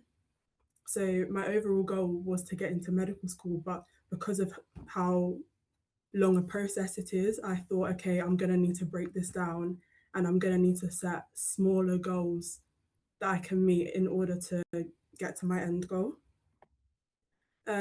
So in year 9, started thinking about my GCSEs and the grades that I would need to achieve in order to put me in a good position to apply to medicine and also to get into a good school to study my A levels.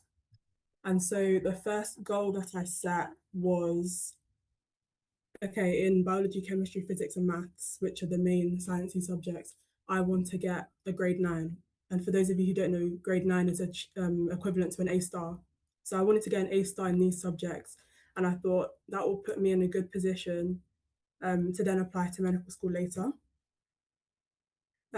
So from year 9, I was working hard in all of my subjects, but especially these 4, as that was my goal to get an A star in these.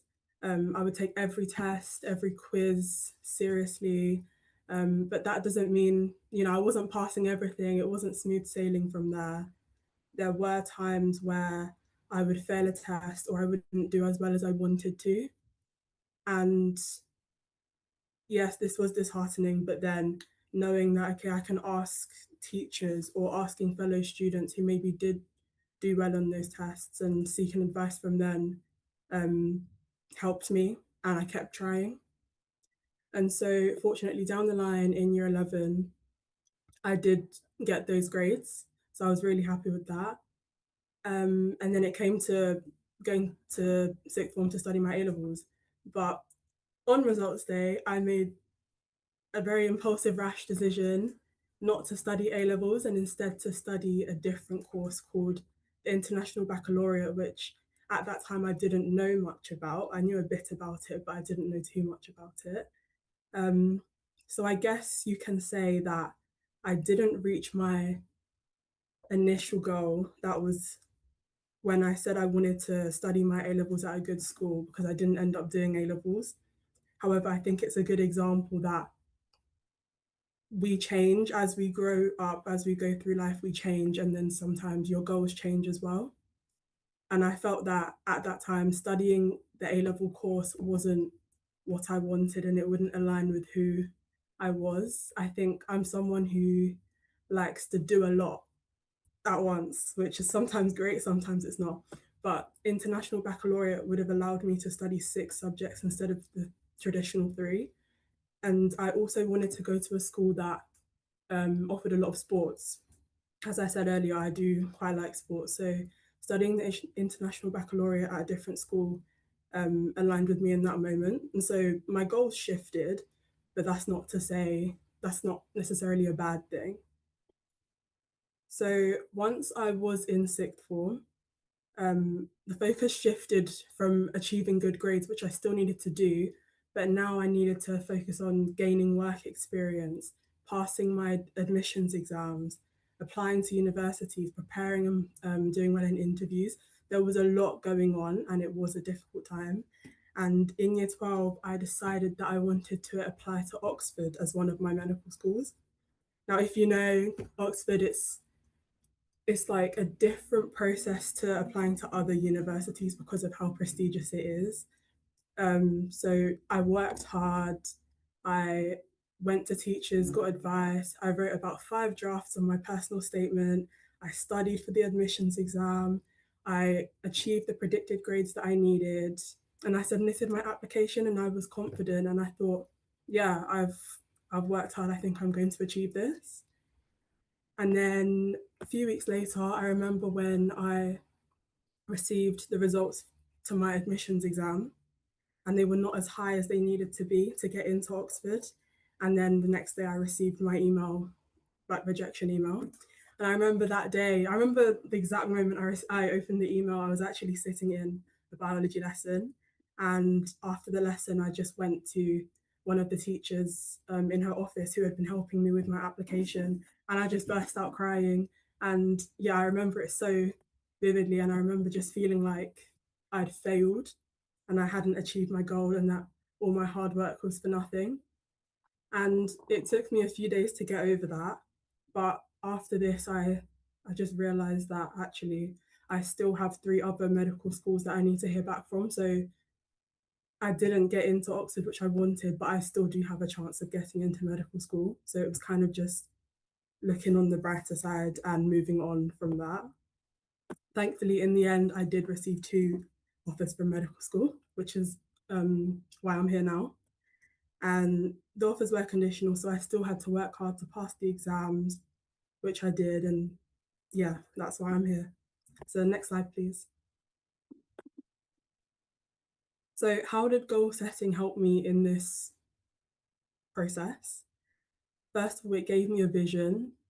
From when I was in year 9, when I was 13 years old, I was able to sort of map out the route of how I was going to get to where I wanted to be. Of course, I didn't follow the route exactly, and that's completely fine because, as I said, people change, your goals change, and you just have to learn to adapt. Also, I was able to plan how to get there, how to get to my goal. For example, I was able to choose my subjects intentionally, knowing that I have to study sciences to be able to get in. I was also able to organize my work experience early, get some volunteering in hospitals. And I was able to seek advice from those who were where I wanted to be. So I remember throughout year 12, at the beginning of year 12, I downloaded LinkedIn, which For those of you who don't know, it's a social media app where you can connect with professionals and other like academics and people like that. And I remember I would just randomly message medical students on there who I found on there. Some of them didn't reply, which is fair enough because I was a random stranger messaging them, but some of them did reply. And I think, yeah, it's important to actually ask people who are where you want to be. Not like, yeah, not all of them will want to help, but some of them will. So that was helpful. And then also, it just gave me motivation, knowing that I have something I'm working towards.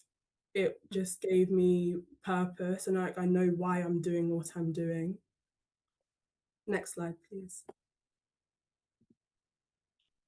So, as I mentioned before, alongside medicine, I also play netball. And I also wanted to talk about my netball journey in addition to my medical school journey, because I wanted to show, especially the young people here, that your goals, although your academics are very important right now, not all your goals have to be about your academics or career focused, and they can be about your hobbies or things you enjoy or just other things as well. So next slide, please. So I began playing netball when I was 9 years old, so when I was in primary school. So as I said, I've been playing for about 10 years, and yeah, I was all right at it. I enjoyed it, and so when I went to secondary school, I asked my mom to put me in a social netball club. Nothing serious, just go there once a week and play netball with some other people my age, and that was quite fun. And then when I was 13 years old, so when I was in year 8, one of my teachers in school nominated me to trial for our county team. At this point, I didn't see netball as a serious thing, and I didn't think I would pursue it the way that I have now. But I thought, why not go for the trial and see how it goes? And I wasn't expecting to get in or to get anything out of it really. But then I did get in, and I think that's when my whole view of netball changed. I recognized that maybe I did have the potential, even though I didn't know how far I wanted to pursue it. Um, I decided to set a goal that I would get into the London team. And the process of that, it was very difficult and it was also very new to me. I think I trialed with so many girls from all over London, girls who had been in the team before, so they already knew what it was like, even girls who were already playing for the England national team. So it was a it was an experience and I felt so out of place. But I think because it was my goal and I knew that that was something I wanted to do, as Coach Tox was saying, you don't compare yourself to others and you just focus on yourself and what you want to achieve. And so after trialing, I didn't think I'd get in, but I did. And I think I can say that's probably my biggest netball achievement. Like that's something I'm very proud of right now. Fast forward to where I am now. I'm in university playing for my university team.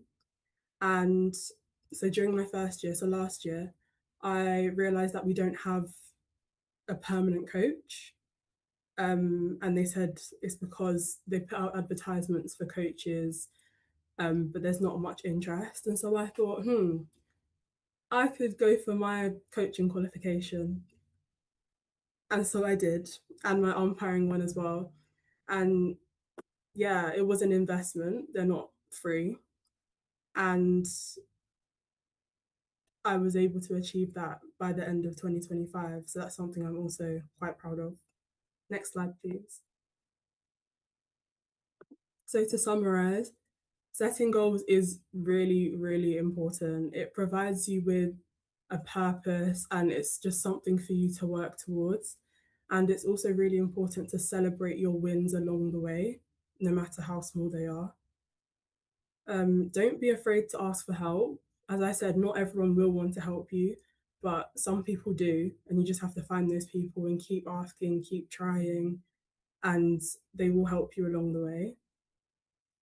And another note that I just want to say, coming from a young person, and as Nigerians here, I think it's quite common for us as children to tell our parents, this is what I want to do. And they might say no, or they might say, or they might not like understand why you want to do it. And I can say that I faced that as well. It's common. And I think one bit of advice I'd give, especially when it comes to when you're setting those goals and you're telling your parents about them, is making sure you know why you want to achieve that goal and how you plan to get there. Because I think sometimes when you just go to your parents with, I want to do this, and they don't understand why or how you're going to get there or how practical it is really. But if you know and it's reasonable and achievable, they are more likely to understand you. So that's the end of my presentation. Thank you everyone for listening. I hope I was helpful. Thank you so much. And thank you so much. Everyone, please encourage her by putting some fire in the chat for me, please. Thank you so much. And I appreciate you coming out to share your journey with us. We're really, really grateful. Well done to you. And for all you've achieved. I picked up a lot from your presentation just now, and I want to say thank you for that. Can anyone just maybe tell me what they picked up? We have so many young people on the call now. What is it that Anne has said that resonated with you based on her speech? Please say something in the chat for us, please. Thank you. I'm just waiting. I'll give you a minute to write something in there for us. Just one thing that Anne has said to you that resonated with you or grabbed your attention. Wait, I'm waiting. Are we still there?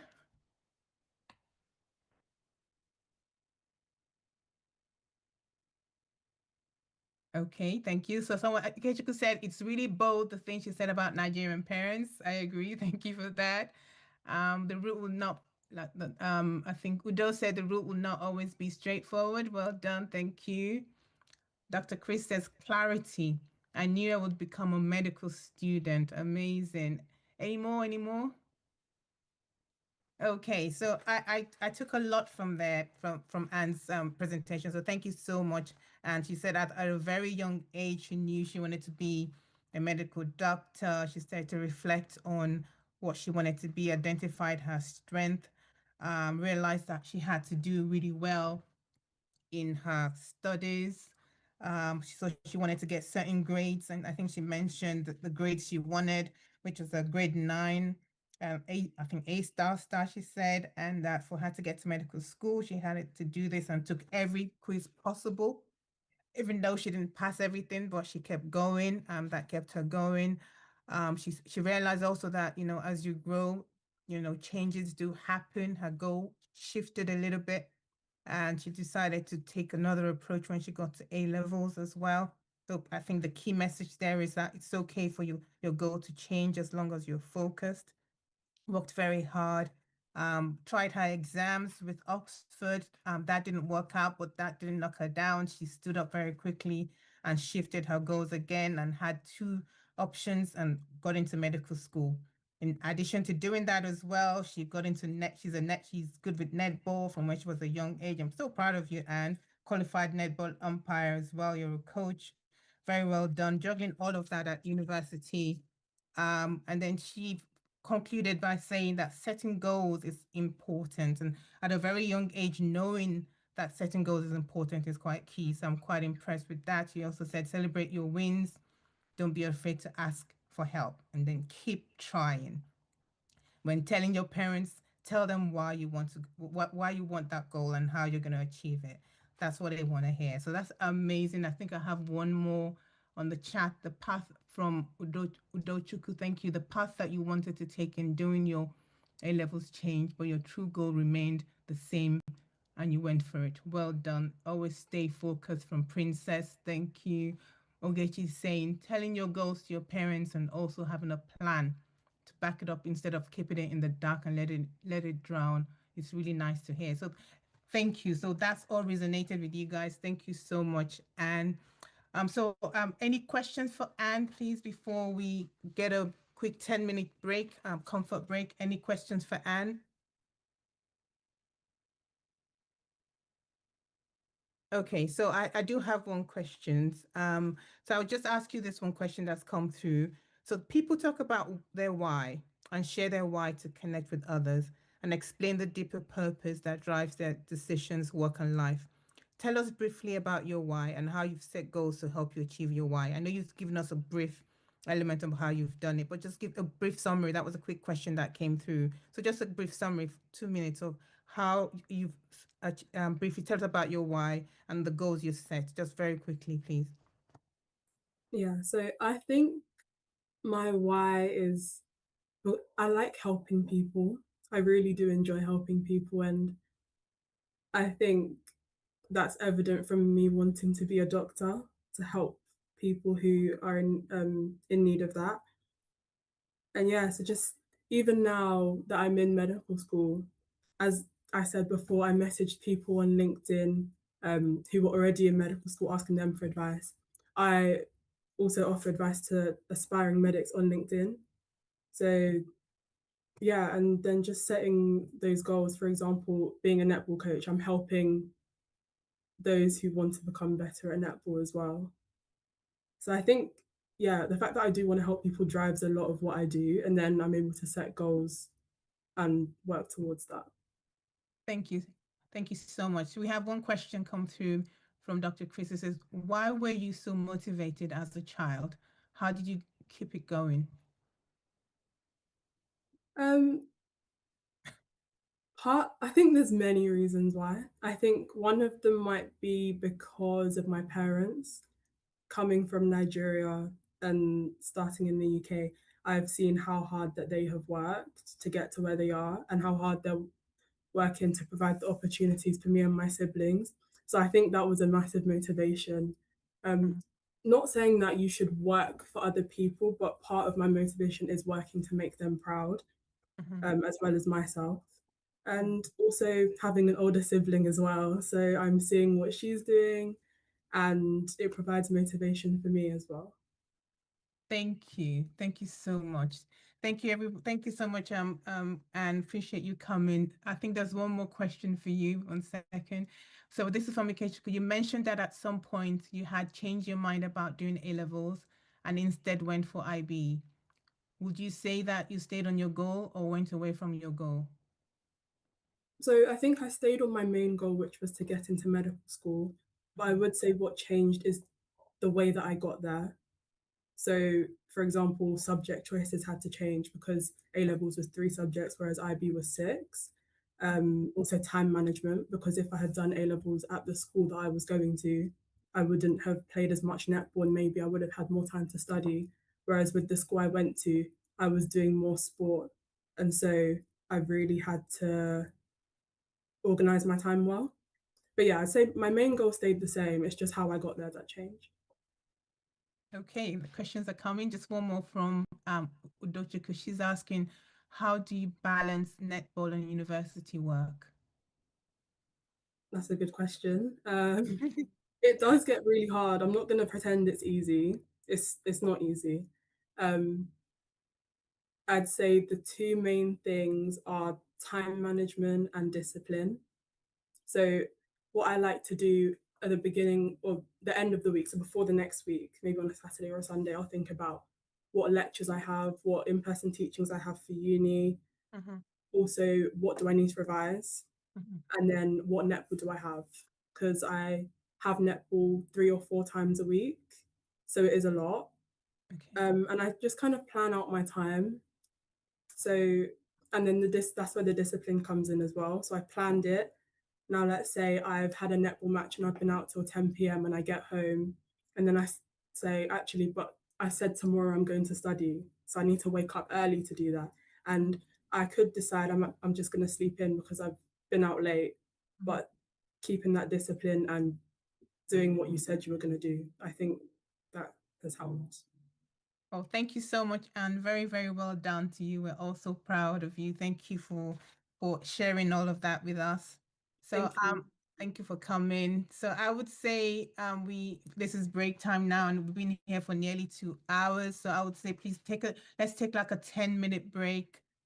Just have a comfort break, or have a drink or anything, and be back here for about 5 minutes to 5, please. So that's 4:55, so we can carry on with our last speaker and run down. So please, 10-minute break and be back here at 5 minutes to 5. Thank you so much, everyone. Thank you.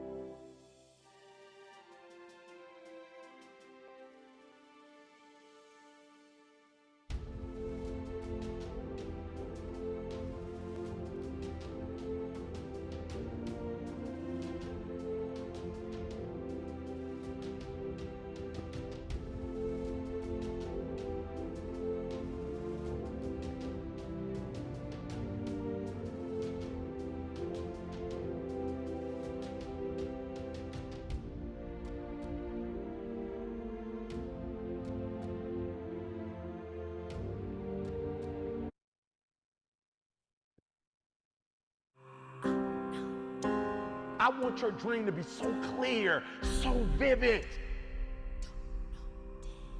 that when you wake up in the morning, all you got to do is step in your dream. When you wake up in the morning, look at your goals. Your goals gonna tell you what time to get up. Are you hearing me? Your goals gonna tell you who you should be hanging out with. And people ask me questions all the time, Eric, should I do this, should I do that? I can't tell you, but your goals gonna tell you how much sleep do you need. You might not need to get up at 3 o'clock in the morning for your goals. I don't know, but your goals are going to define what time you get up, how you live your life, how you move, when you say yes, when you say no. Like when you write your goals down, you will know, no, can't do it. Yep, that's for me. Are you hearing me? So write it down and keep writing it down over and over and over. What do you want? Look, you eat however you want to eat. You do whatever you want to do, right? And you don't know what you want. When you're not clear on what you want, like you get up whenever you feel like it, you don't have no drive, you don't have no passion, and so when people ask me, E, where your passion come from? Where your drive come from? I know what I want. And every single day, I wake up, boom, and I go pursue it every single day. How far will your will take you this year? Because there's some things in life you're not going to get. They're not coming to you. You got to go take it. There's some stuff that you can't even just earn by doing the good thing, doing the right. Listen to me. There's some stuff, if you're going to get it, you got a will to get it. It will happen. It will come to pass. But it's not going to happen at your desk, like at your job. It's not going to happen in the basement at your crib. It's not going to happen with you in the bed dreaming about it. It's not going to happen with you in the shower thinking about it. There's some stuff, and I'm telling you from experience, you know I was homeless and a high school dropout. You know that, right? You know I was eating out of garbage cans. And people say, E, how did you get to where you are? I willed it. Because some things only come with heart, with will. Until you work on your will, stop giving up and stop quitting and stop giving in every time stuff get hard. December is going to look just like last December to you. Life will break you if your will ain't strong. Every game matters. So be phenomenal or be forgotten. Now we got to keep climbing. We got to keep moving. We got to keep going. You're not where you are because you don't have an opportunity. The reason why I've been telling you don't be average, don't be good, try to be great and be phenomenal. The reason why I told you that is because, listen to me, you got to understand. You have to understand if you stay average and you stay good, you'll never get to where you're trying to get to. Great is about growth.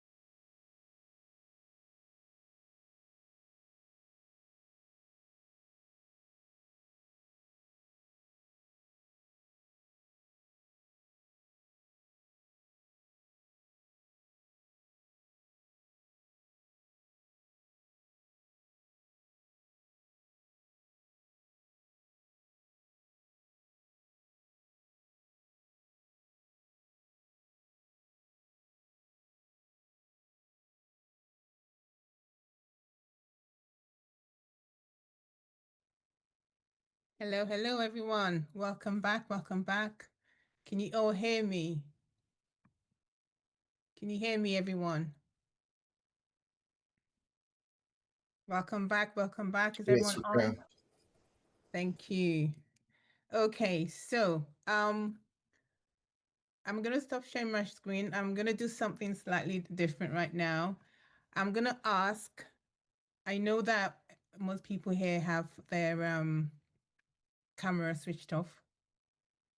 So I'm part of the SS Public Speaking Academy, as you know, and one of the things we do is to teach our young adults the ability to speak in front of an audience and so on. So if anyone, I would encourage all of you to please show your camera if you can. And I don't want you to type in the chat now. I want you to tell me what one key thing you've taken from our speaker one and speaker two today. Just one key thing. If you can please take off your cameras, let's see your face if you can. That would be great because great speakers as well show their faces. They're not shy. We're going to be teaching you how to speak at some point. So please show your cameras. And if you're not brave enough, then please unmute yourselves and tell me one key thing you picked up on from speaker one today. I'm waiting. Oh, well done, Florence. I see your camera is off. Well done, well done. Victor, I can see your camera is off. Well done. Anyone brave enough to speak now and not just put in the chat, but to speak and tell me one key thing they took away from speaker one or speaker two? Go on, Victor. Thank you. Go on. One thing I learned is that I should always set a smart objective. Well done. Thank you, Victor. Thank you. Okay. And anyone else? Anyone else want to try? Go on, please. Come on. One thing I always learned is one thing I always learned, you should always set a smart objective, a great objective, and that's the truth. Oh, thank you, Valentine. Well done. Anyone else? We need the young ones talking, please. Come on. We need to hear voices. Okay. Florence is saying setting your goals and trying to achieve it. I'm waiting. If you don't want to show your camera, it's fine, but I'd like someone to speak and just tell me one key thing they learned from our speakers today so far. I'm going to bring on the third speaker shortly, but it'd be nice to hear from yourselves as well. I want to hear your voice. Come on. I learned that don't limit yourself. You can do better than a 9 to 5. Thank you, Udo. Well done. Don't limit yourself. I like that, Udo. You're not brave enough to leave the camera on? It was nice to see your face, though. Well done, Udo. Well done. Thank you. Anyone else? Okay, Chuku, I can see you're on. Do you want to say something? Just one thing that resonated with you today? Okay. Anyone else would like to speak? Okay, fine. If you're not speaking, just put in the chat then for me. Just say a few things that you has resonated with you today across both speakers. Then I can read that out. But I'm just going to tell you, as you know, I'm part of the ECDA coordinating team. And one of the things we're going to be teaching our young ones is public speaking, the ability to speak, because that will open doors for you, right? Open doors for like jobs. If you want to go for jobs, you want to go for coaching, thing like Anne was saying, going for interviews and being confident enough to apply for such a massive role. Public speaking helps build your confidence if you're shy and everything. So yes, okay, you're not going to tell me anything through speaking. Can you just write on the chat just anything that's resonated to on you today from our speakers, and I can read it out to them, please. Go ahead. Okay, so Florence is setting your goals and trying to achieve it. Thank you. Anyone else want to say anything on the chat before I invite the next speaker? I learned that it's not just okay to set the goal, but you have to set the steps that you're going to use to achieve the goal. Perfect. Thank you, Udoshka. Thank you so much. Anyone else? Okay. All right. So I'll share my screen one more time just to introduce my next speaker. And then I will hand it back to them because they will be sharing their own screen. So bear with me while I just share my screen. I will come back to that exercise at the end. So just bear in mind, I'm going to be doing that at the end. So if you can see my screen, let me know. I'm just going to introduce our next speaker. Okay, so each time I do this, it takes me right to the beginning. Okay, so just bear with us. Okay, so our next speaker, guest speaker is our main coach at the CEO SS Public Speaking Academy. He's the CEO there at the SS Public Speaking Academy. He's a transformational speaker. He's an author, a mind architect. He's been doing this for many, many years. He's a solicitor's advocate as well, with the tenacity to make breakthrough for his clients. So he's been working for, over 20 years now. Distinguished Toastmasters, also a NITA Master Advocate, NLP practitioner, Master Practitioner as well, and has actually released several books. I haven't put that there. So all of you, please welcome our guest speaker, Dr. Chris Aniche. Thank you so much for making out time to be with us this evening. We appreciate you. I'm just going to stop my sharing and pass it on to you to actually share your screen now. Thank you.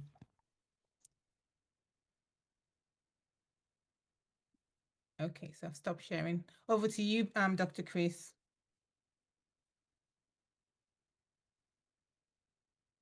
Can you hear me? Yes. Hello, everybody. Yeah. Let me quickly start sharing my. Hold on, please. So we are on the same page. Oh, yeah. I think I'm there. What am I sharing? Am I sharing the right stuff? I mean, I Oh, can share my screen if you like. okay, okay. Can you see my screen? Yes, I can What see are you seeing? how to make your goals stick. That's what I can see. Very good. Okay. Oh, let me put it on full. Hold on. Just to make sure I put it on. Okay, slideshow from present, from current. Okay. Hello, everybody. Hello. I need to hear everybody's voice. Say hello. Hi. Hello. Hello, hello. Okay, Hello. very good, very good. So, how to make your goals stick through smart habits and growth mindset.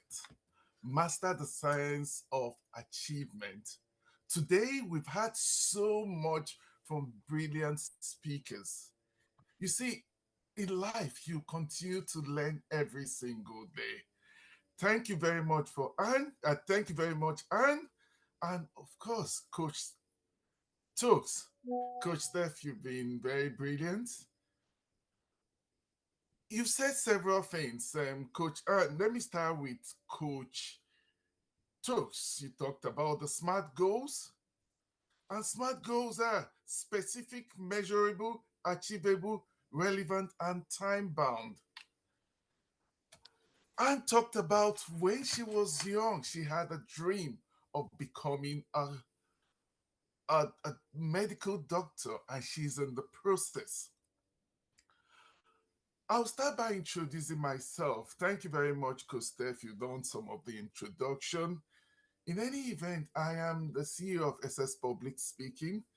I'll quickly go a little about my background. My background, what I'm showing you is not to impress you, but is to impress upon you that each and every one of us have the ability to become who we choose to be.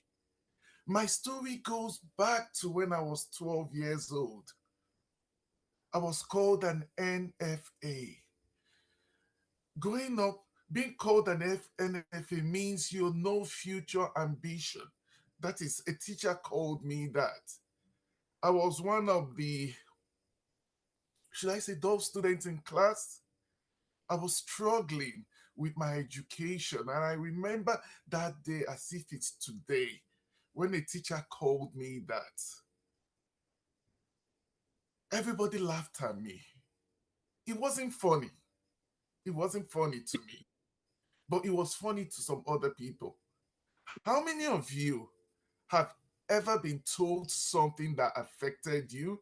I mean, your confidence. If you have, just say, since I can't see if you type in something, just say one or two or me. In the chat. One. Good. You see, at times people tell us things and they don't know how much it affects us. The reason why we start SS Public Speaking is because of purposes like this to help people grow their confidence. As a child, I was told I was useless, I was worthless, that I should leave education because I was among the last in class. But I remember going back home, speaking to my mom, and I remember what my mom said to me. mom told me. She told me that I should stop letting what people say affect me, become my reality. And what she planted in me was the reason that I saw myself, I started seeing myself in a new light. And I told myself one thing, even before I knew there was law. I told myself that I was going to reach the highest level of education. I set a goal, I set a smart goal, but then as somebody up in Nigeria, I did not know about all these systems. But one thing I knew for sure was I had a vision of where I was going to go. Long and short was I followed through. Along the line, I filled my way to success. It was not easy, but I made sure I was present. I made sure I continued to stretch myself. I passed my secondary school. I went into university. I decided I was going to read law. For somebody who was always last in class or almost last in class, it was not easy, but I was stretching myself. And that brings me to this quotation. I always use it. You see, people are always blaming their circumstances for what they are. I do not believe in circumstances. For the people who move on in the world are the people who look for the circumstances they want. When they can't find it, they create it. I needed the circumstances, and that circumstances can only come from within me. And I ask each and every one of you who is present today. Somebody may have told you something. You may be struggling with, you do not think you're intelligent enough. You may be struggling that you are in the university, but you're not gaining traction. But I can tell you one thing, if I can do it, you can do it. I was not the smartest person, I was not the most intelligent person. But as I stand before you today, I followed through on my dreams. Today, I did not only finish my university, I got my LLB, I got my BL, that I became a barrister and a solicitor of the Supreme Court of Nigeria. Less than 2 years later, I came to the UK to pursue a master's in law. This was somebody who could not pass secondary school very well. But the truth was, at every point in time, I was putting the effort into it. And I'll tell each and every one of you who is listening today, is you putting the effort that makes the difference. Okay? I passed it. I got my LLM. I decided I wanted to become a solicitor in the UK. It wasn't easy. I failed at a point in time, but I eventually passed. There was a goal I told myself even when I was young.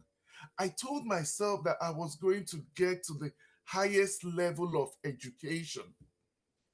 It took me long, but eventually I did. Just less than 4 months ago, I had a PhD in law. That means a PhD is a doctor of philosophy. That is the highest level of education you can ever get anywhere in the world. I got it. But what am I trying to tell you? I'm trying to tell each and every one of, when we set our goals, when we commit to our goals and we have the passion, like TDJ would say, that if you do not have a purpose, find your passion. With your passion, it will lead you straight down to your purpose. And again, they say setting goals is the first step in turning invisible into the visible, like Tony Robbins will say. I set the goals, I worked hard. So, today, to be frank, there is no level of education or qualification I have not received or I have not attained as a lawyer. Now, and again, what did he do? He motivated me to stretch my boundaries. I said I couldn't speak. I was a very, very shy person. I told myself I was going to become a great speaker, that I was going to be in the podium with people, celebrities. I was going to transform lives. I have done so with thousands of lives. I've gone to America, attained the education, I became a master, NITA master advocate. That is National Institute for Trial Advocacy, arguing cases in the highest courts, standing with celebrities, teaching people, business owners, how to become more successful, sell their business, sell their products. It was never easy, but I did it. So the question is, how do you make your goals stick? Um, Coach Stokes have talked about smart goals and the system. I'm going to talk about the anchor, anchoring yourself, track process, accountability, and plan setback. So the question is, you need to practice for growth mindset. You see, our minds are very important in helping us reach our goals. We, each and every one, we need to learn to reframe setback. What can I learn from this? Not fail. You see, there is no failure but feedback. Your setup is your comeback. You see, you have to celebrate the effort, recognize the work, not just the outcome.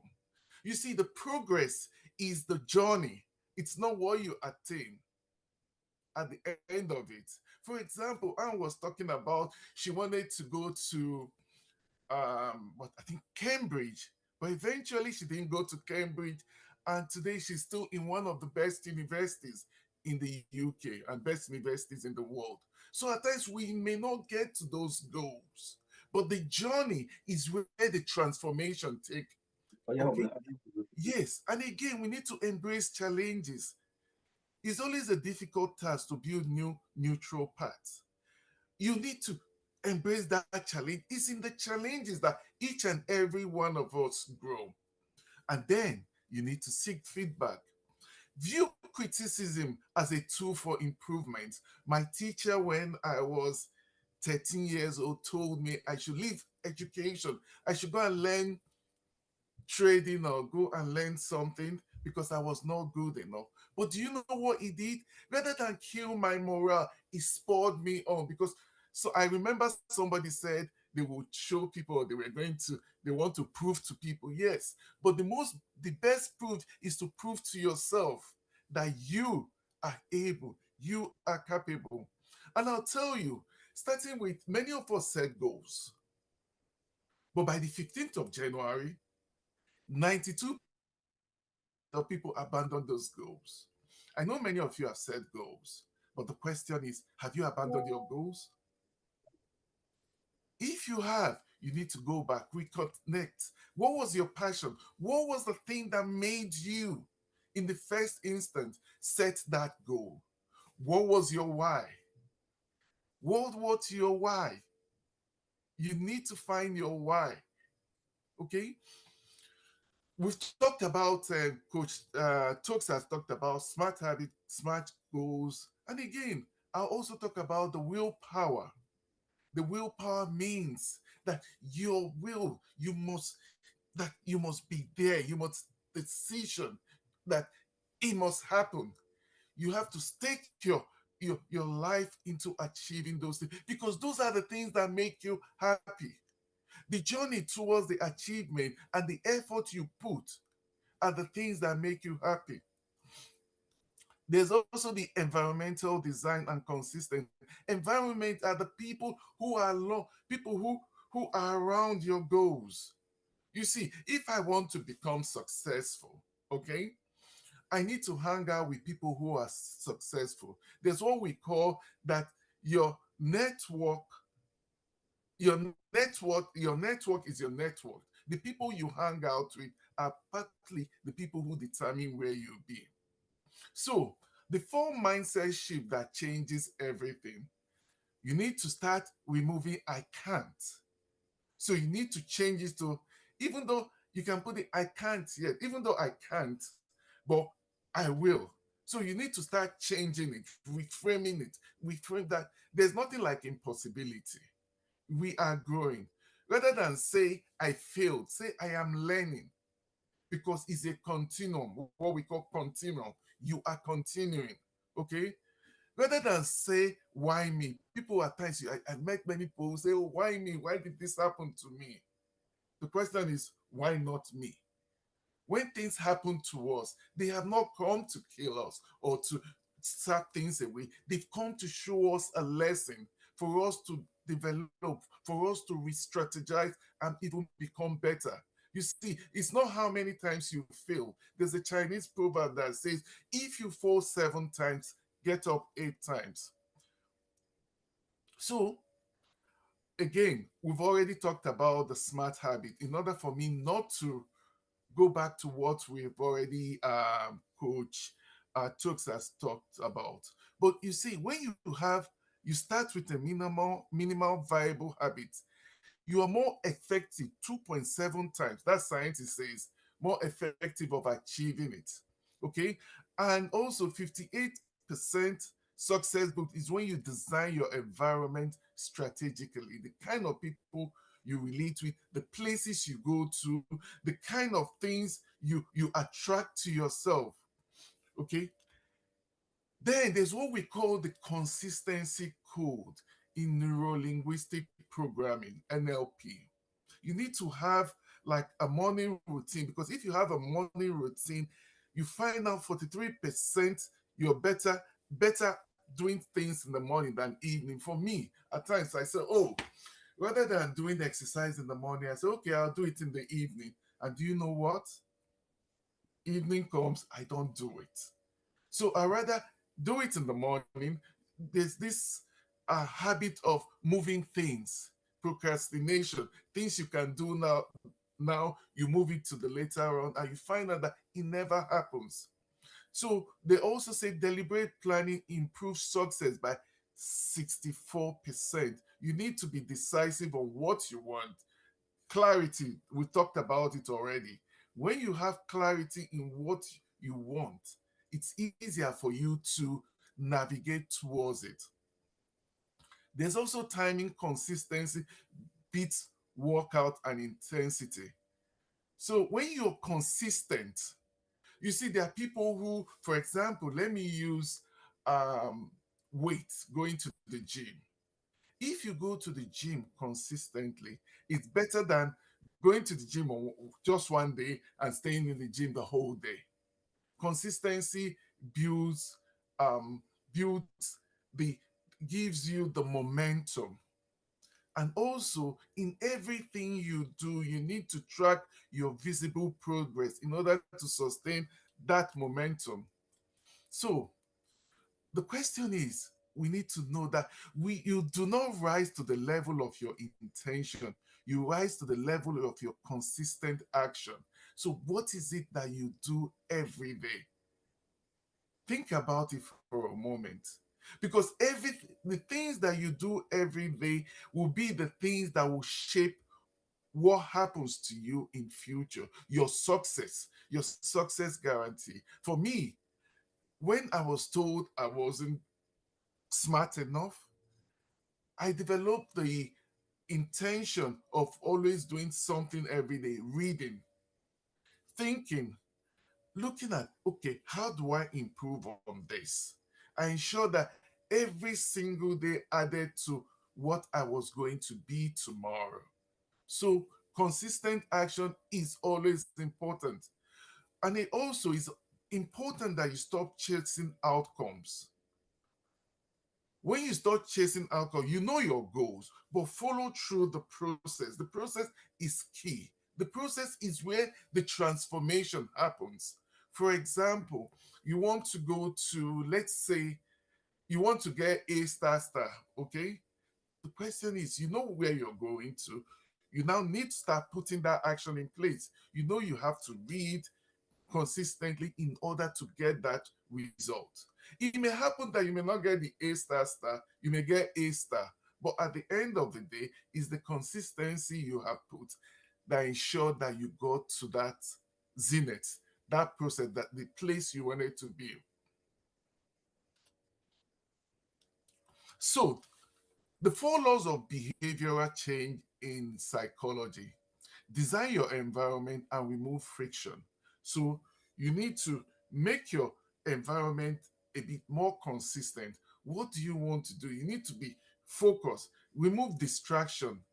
Again, you need to make it attractive, connect habit towards your crave. For example, for me, I told myself that, Chris, if you pass your PhD, I'll, I'm going to reward myself with what?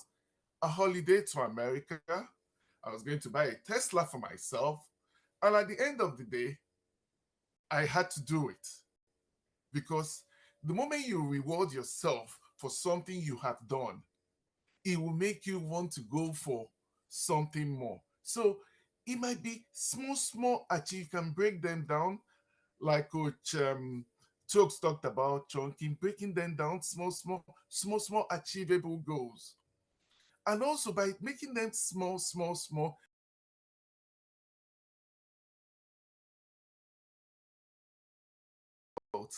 but when you make it, when you chunk it, make it smaller, it's easy for you to achieve them.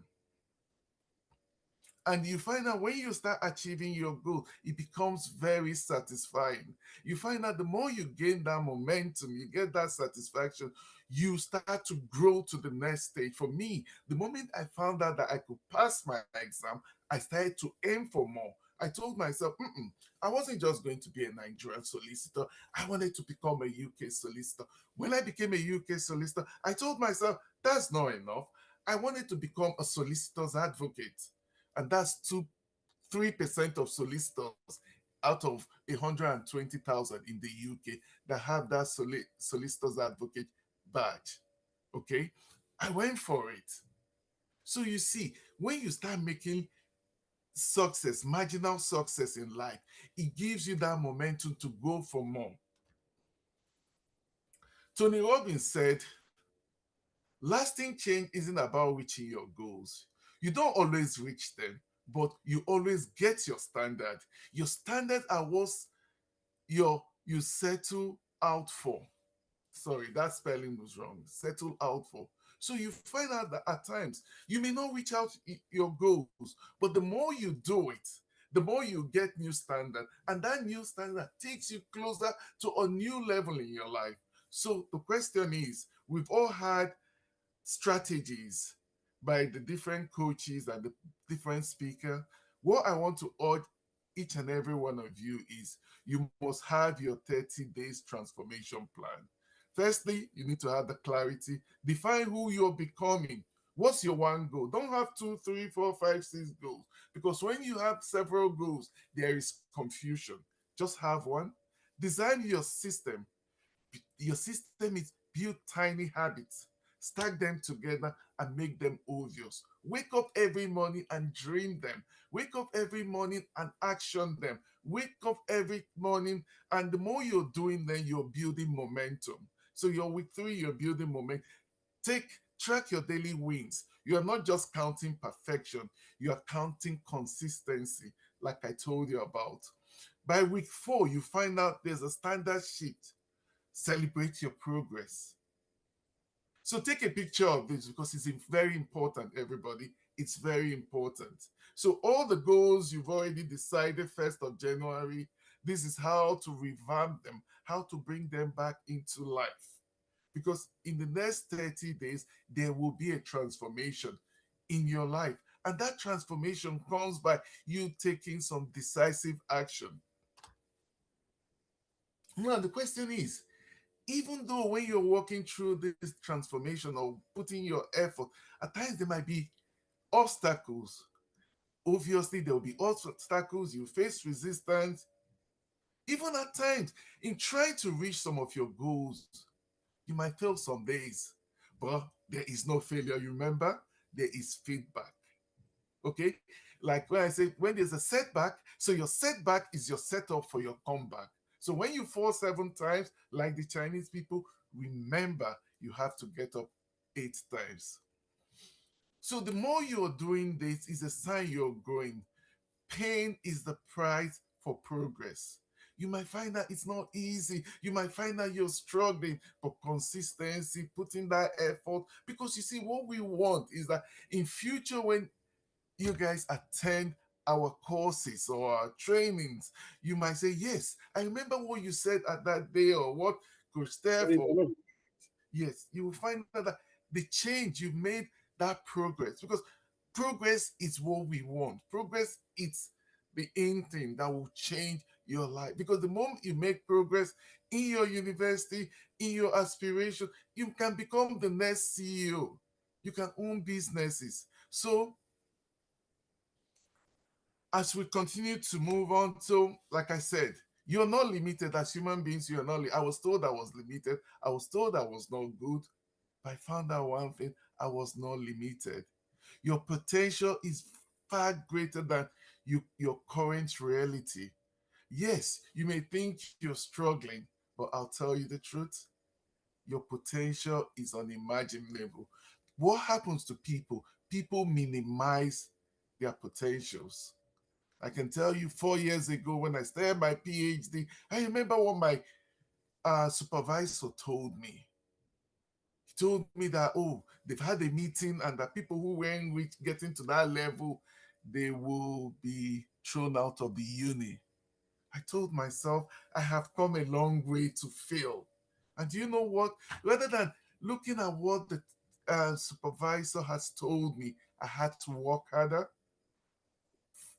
4 years later, I'm out, a PhD holder, a doctor, a doctor of law. So the question is, you need to go make your goal. You need to go ensure that you can succeed in those things you want to bring to reality. So the only person standing between you and your goals is you. Get out of your own way. And that's one quotation I always use. At times people think it's other people. No, it's you. When you start to believe in yourself, difficulties start to make way for your reality of you achieving your goals. So you need to go make your goals. Your transformation is now, not tomorrow, not someday, but today. Your story to start today. Do not rise to the levels of your intention. Rise to the level of your consistent action. Don't let anybody who's told you, like I was called, my label, I was called an NFA, which was a limitation, but I saw it as something that watched me grow. You see, at times there's this quotation that says, let my enemies live long and see where I'll be. And that's what I'm trying to say. So they say 48 hours rule. If you don't act on inspiration within 48 hours, you probably will never. Today, many of you, you've had so much strategies, the smart goals, and how you can effect it. If you don't do it within the next 48 hours, put the systems in place. Trust me,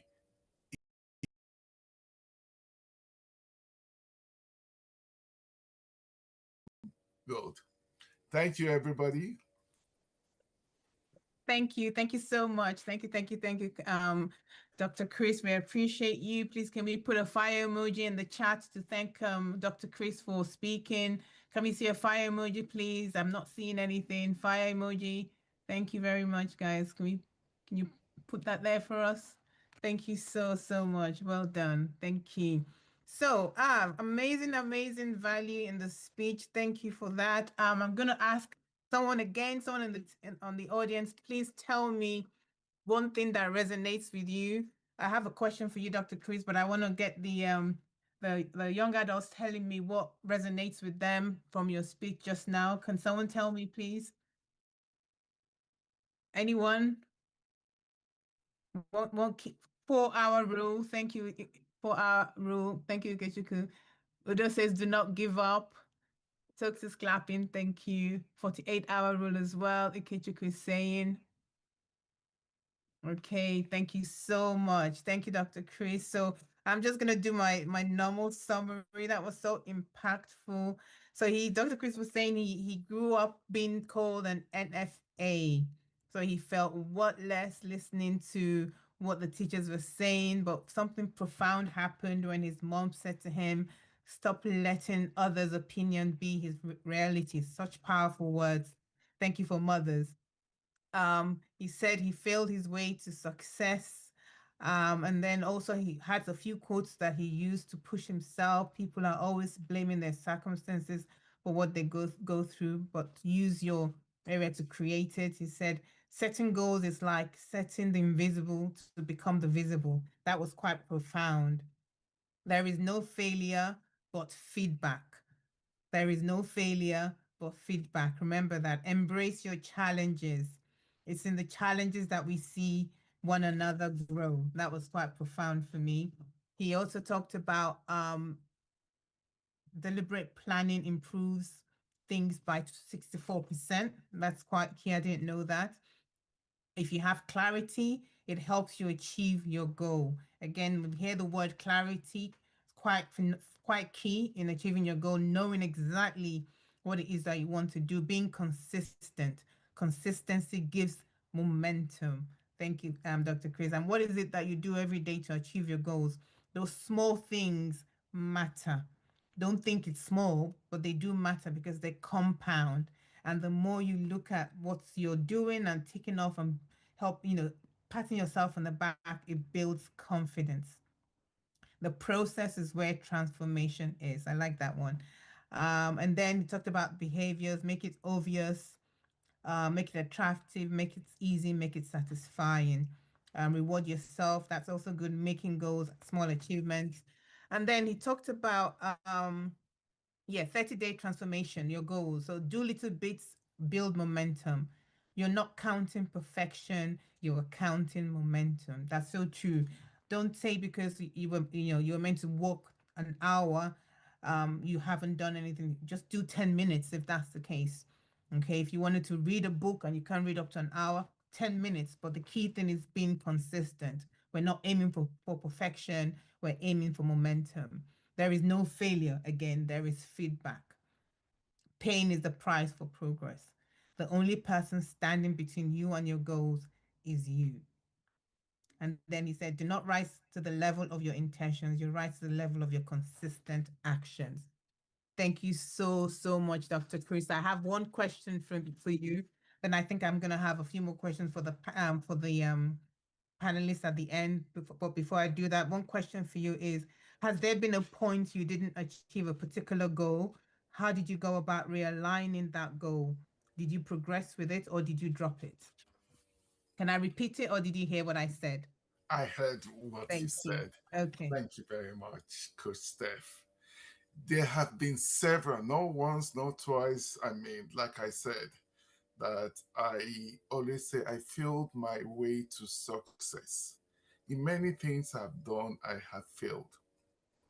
But again, I found failure as a feedback. I never sat back to blame anybody. I blamed myself, and because when you blame yourself for something, then it's easier for you to take initiative and work hard. For example, um, when I was taking my exams in the UK to become a solicitor, I failed. I failed once, I failed twice. I mean, some of the papers. I didn't need to take all the papers, but coming from Nigeria, we were told to take some few papers. I failed about twice on papers, but it never stopped me. I went back and I put in more effort. And you see, it's the effort that matters. And I found that in my mind, I knew where I was going. And therefore, I knew there was nothing like failure but feedback. So I failed it, but I went back, did it again, and I passed. And you see the truth about when you pass something, I don't ever in my life, I would never in my life go back to ever take an exam to become a solicitor. Does it make sense? Yeah. Because I've already passed that stage.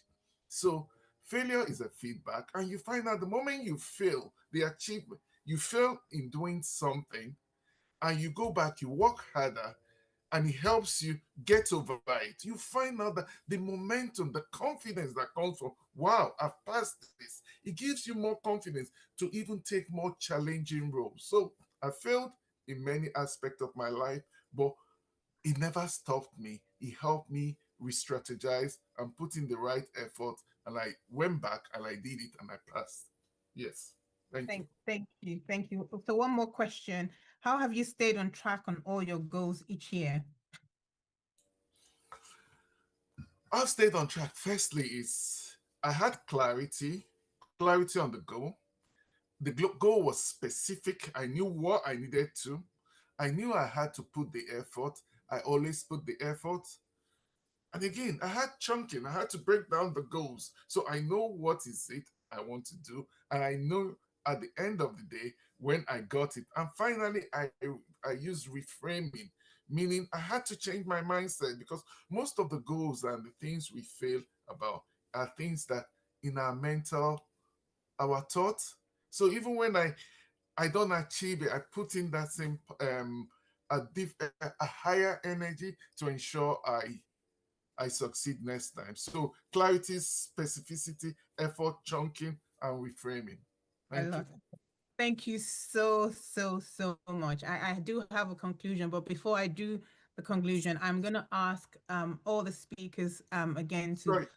Sorry, somebody Sure. just asked me a Oh, question. sorry. Go ahead. Apologies. Are you able to meet your teacher and informing your progress? Yes, I did meet that teacher. Somebody once asked me, 10th of October 2018.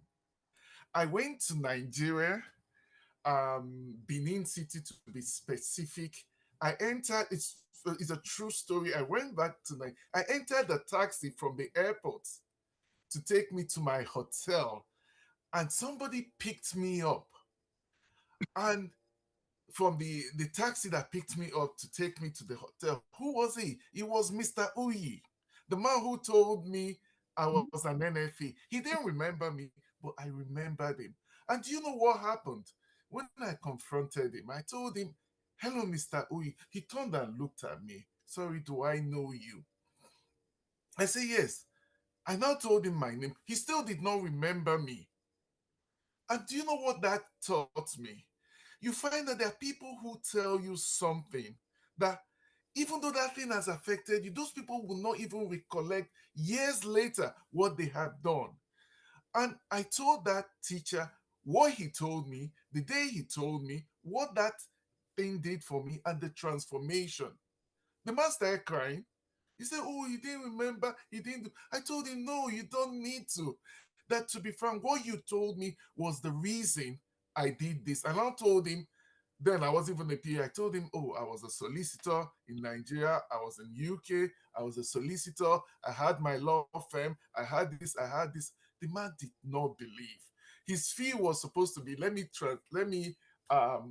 put it in pounds, was supposed to be £5. I gave him £100. The man stopped the car, knelt down, crying and praying for me.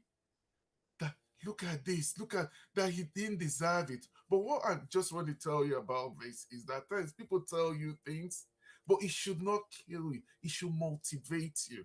So I met that teacher, and it was one of the highlights of my life. Thank you. Thank you, Dr. Chris. Thank you. So I'm going to invite all the speakers to give us one key advice. So I do have a slide to go through just to wrap things up, but just one key advice from yourself. Just one for your audience. Just tell us one thing to take away with to do when we get off this call today. I'll start with you, Coach Tokes, please, if you can. One key item to go away with today. Is Coach Tokes still around? Okay, she is. Can you hear me, Coach Tokes? Okay. Anne, I can ask you to give us one key item that you'd like for us to go away with today. Anne, are you there? Still here with us? Yes, I'm here. Thank you. So give us one key item. What is it that you would tell us to go away with? Advice. Thank you. I think one key thing I would say is just to not be afraid. I think especially as young people, you might think that your goal is maybe too big for you or unachievable. But I think if you set a goal and you take time to think about how you can get there and seek help from others as well, then you can do it. Thank you, Anne. Thank you so much. Dr. Chris? You all are unstoppable. Feel the fear and do it Do it anyway. anyway. Thank you. Is Coach Tokes back up? Okay. So I would say I will say one thing as well. There's a quote I like to use with my students, and that quote is, whatever the mind can conceive and believe, the mind can achieve.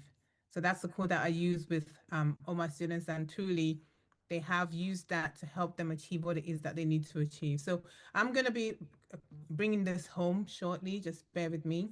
Going back to my slides to wrap this up. A massive thank you again to our speakers. We are grateful for the time you've put in this to come and share your thoughts and your experience with us. So our next steps then. So please, I want us all to go away with some action items. We don't want this to be another training session that you've had and you just get on with your life and so on. Please take what you've learned today and obviously work with it. Action takers make the most successful people. You have to take action to make all of this work. Okay, your goals and your vision are quite key, so you need to take action. So I would say to you, even if it's not here, just go away. When you leave today, write down your three top goals for 2026. You've learned so much today, so we want you to be specific. Just use the smart technique that Coach Tokes have told you. The smart technique is specific, measurable, and then achievable, realistic, and time bound. Use that to help you in breaking down those goals and so on. Don't say, oh, I want to be this. How are you going to get to that journey? I want to be healthy. Then you just say, I'm going to eat, eat certain food per day, or I'll walk 3 minutes a day or 10 minutes a day. Some go towards that ultimate goal of a healthy lifestyle. Break it down. What are the things I would do to help me achieve that health goal? What about finances? If you want to do savings, for example, you want to save your finance, I'll save £20, £30. So when your salary comes, immediately it comes, just take some money and put it away. That's a goal. You want in the 1 year, you want to be able to say that I've saved maybe what, £500 or whatever it is, or I'm gonna pay off my debts this year, maybe 10% of my debt, and each month you just put some little money towards it, £10, £20, but it's the goal that you're working towards. But make it quite achievable. Make sure there's a timeline to it. But the key thing is taking action. When you leave this place today, please don't let it just be a training session that you've had. You have to take action. So your goals have to be concrete and not vague wishes. That way it activates your commitment. Again, repeating some of the things I said, align this with your core values, ensure that they fuel your purpose. Concrete goals, again, activates commitment. It makes you commit to them, build the systems that will make you accountable, tracking it, check-ins, habits, your motivation, your discipline, everything you need. If you need accountability, then, find someone who's like a mentor that would help you. And come to us. We have the ECDA team here. Come to us for support if you like Coach, like Dr. Chris said. We're also a public speaking training academy. If you're having issues with confidence building and so on how to get all of this together and done, all of that would help you in building momentum and keeping that discipline. Share your goals with someone you trust, like I said just now. Be accountable and so on. Once you're accountable and committed, you find that you would end up having a higher pass rate where your goals are concerned. So let's affirm together. I want to hear your voices, please. Unmute yourself and let's affirm together. One of the things I love to do is affirmations. And I'm going to ask you now to affirm this with me. Just speak this out with me. I want you to unmute yourselves, please. The affirmation is set it, believe it, do it. I'm not hearing anyone. I want to hear, come on. Set it, Set it, believe believe it, it, do do it. it. Believe it, Perfect. Do it. One more time. Set Set it, it, Set it, believe believe it, believe it, it, do do do it. it. it. Do it. Okay, so do you believe that you can actually achieve your goals set this year? You're it, going to believe it, do Do Yes. it. it. perfect. So, what is the one commitment you're giving us today that you're going to go away, right? And set it, believe it, and do it. Is that Definitely. correct? Are we agreeing on that? Yes. Yes. Okay, Yeah. perfect. So, like I said, I like affirmations. So, I want all of you to stand up with me and let's read this out together. Put your hands on your chest. I I want everyone to be committed, okay? So put your hands on your chest and let's do this affirmation together. I want to hear your voices. I believe in myself. I believe in myself. Okay. I love to learn new things.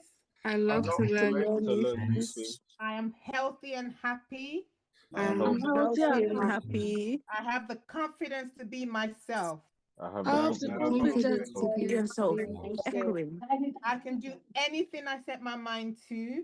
I I can can do do anything I anything I set set my my mind mind to. to. I'm smart and make good choices. I'm I'm smart smart and make and good make good choices. choices. Good. I deserve good things to happen in my life. I I deserve deserve good things to good things happen to in my happen life. in my life. I am grateful for my friends and family. I'm I'm grateful for my grateful for friends my and friends and family. family. My life is fun and filled with joy. My My life life is is fun fun and filled and filled with with joy. joy. Therefore, I will set it. Therefore, I will I will set set it. it. I will believe in it I believe in it. Believe and in I it, will do it. and I will do it. Okay, that is your contract with us right now. So when we come back here next time, I want to That's the hear life. the progress, the stories, and everything. Okay. So thank you all. We're all going to Thank be you. intentional about our 2026 goals this year. Make sure you're keeping yourself accountable. If you have to, don't leave this place without taking action. You've affirmed, you've promised. So we want to hear that things are happening and moving.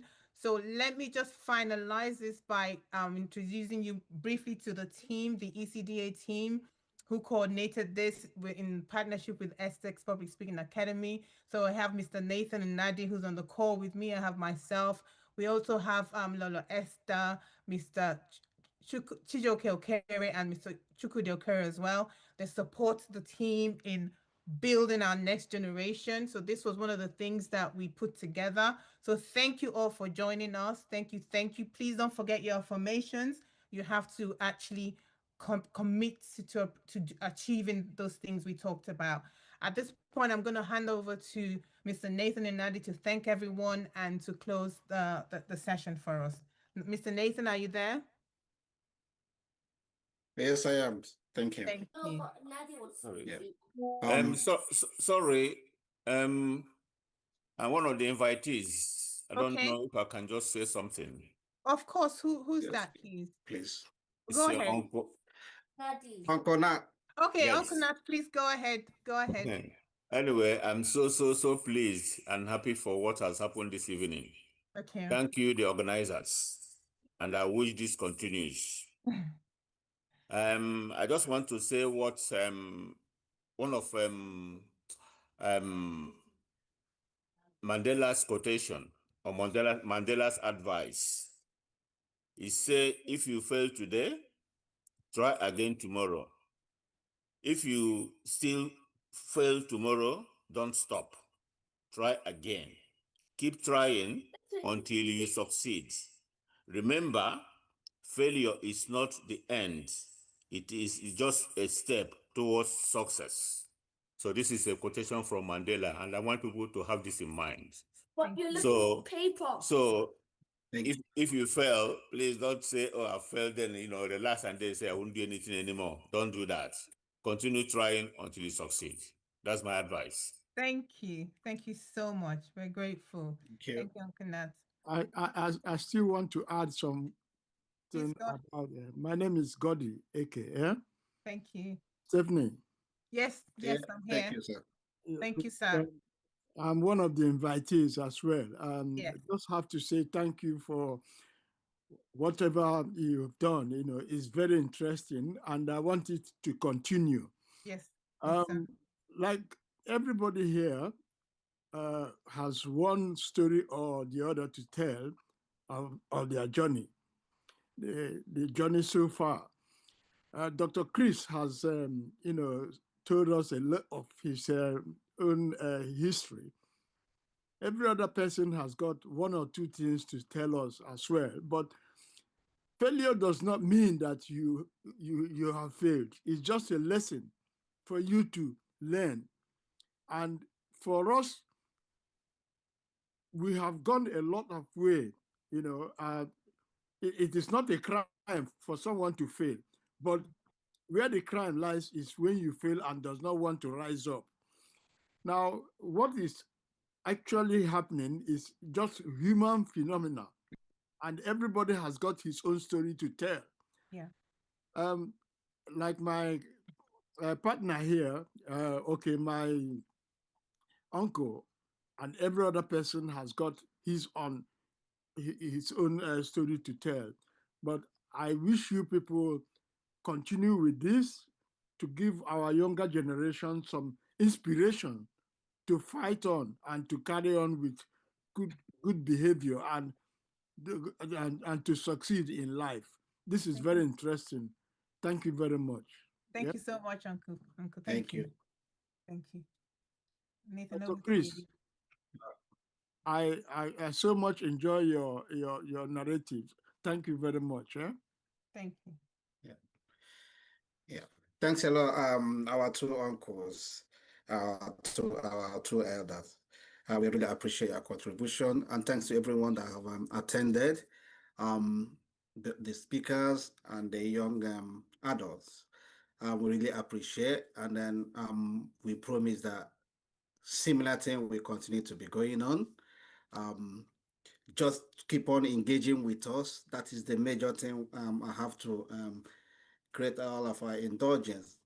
We the younger ones, please engage with us. Whenever we ask you something on the platform, try to reply.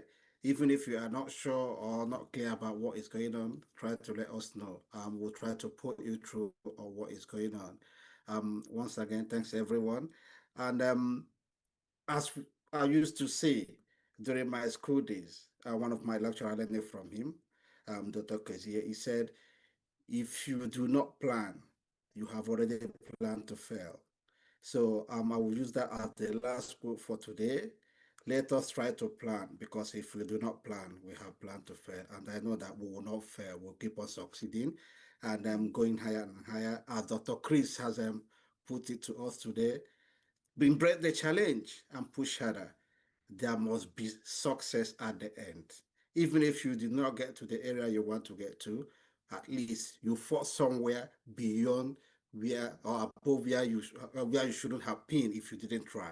So let us keep trying, and I believe that as time goes on, the success story will keep on being, and we'll get there.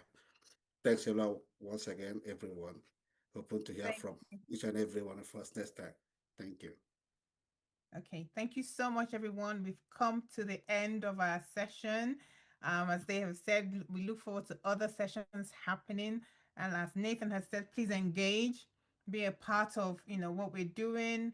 It will help. Come out for stuff. I'm going to ask someone else to be a speaker in the next event. So please come out to tell us your story. It will encourage someone else. I mean, Anne, I'm going to use you again. Anne was quite shy as well. She wouldn't come out, but she did the training with us, and she's coming out and she's talking. And I'm hoping that some of you would do the same. I mean, I asked some of you to turn on your camera and speak, and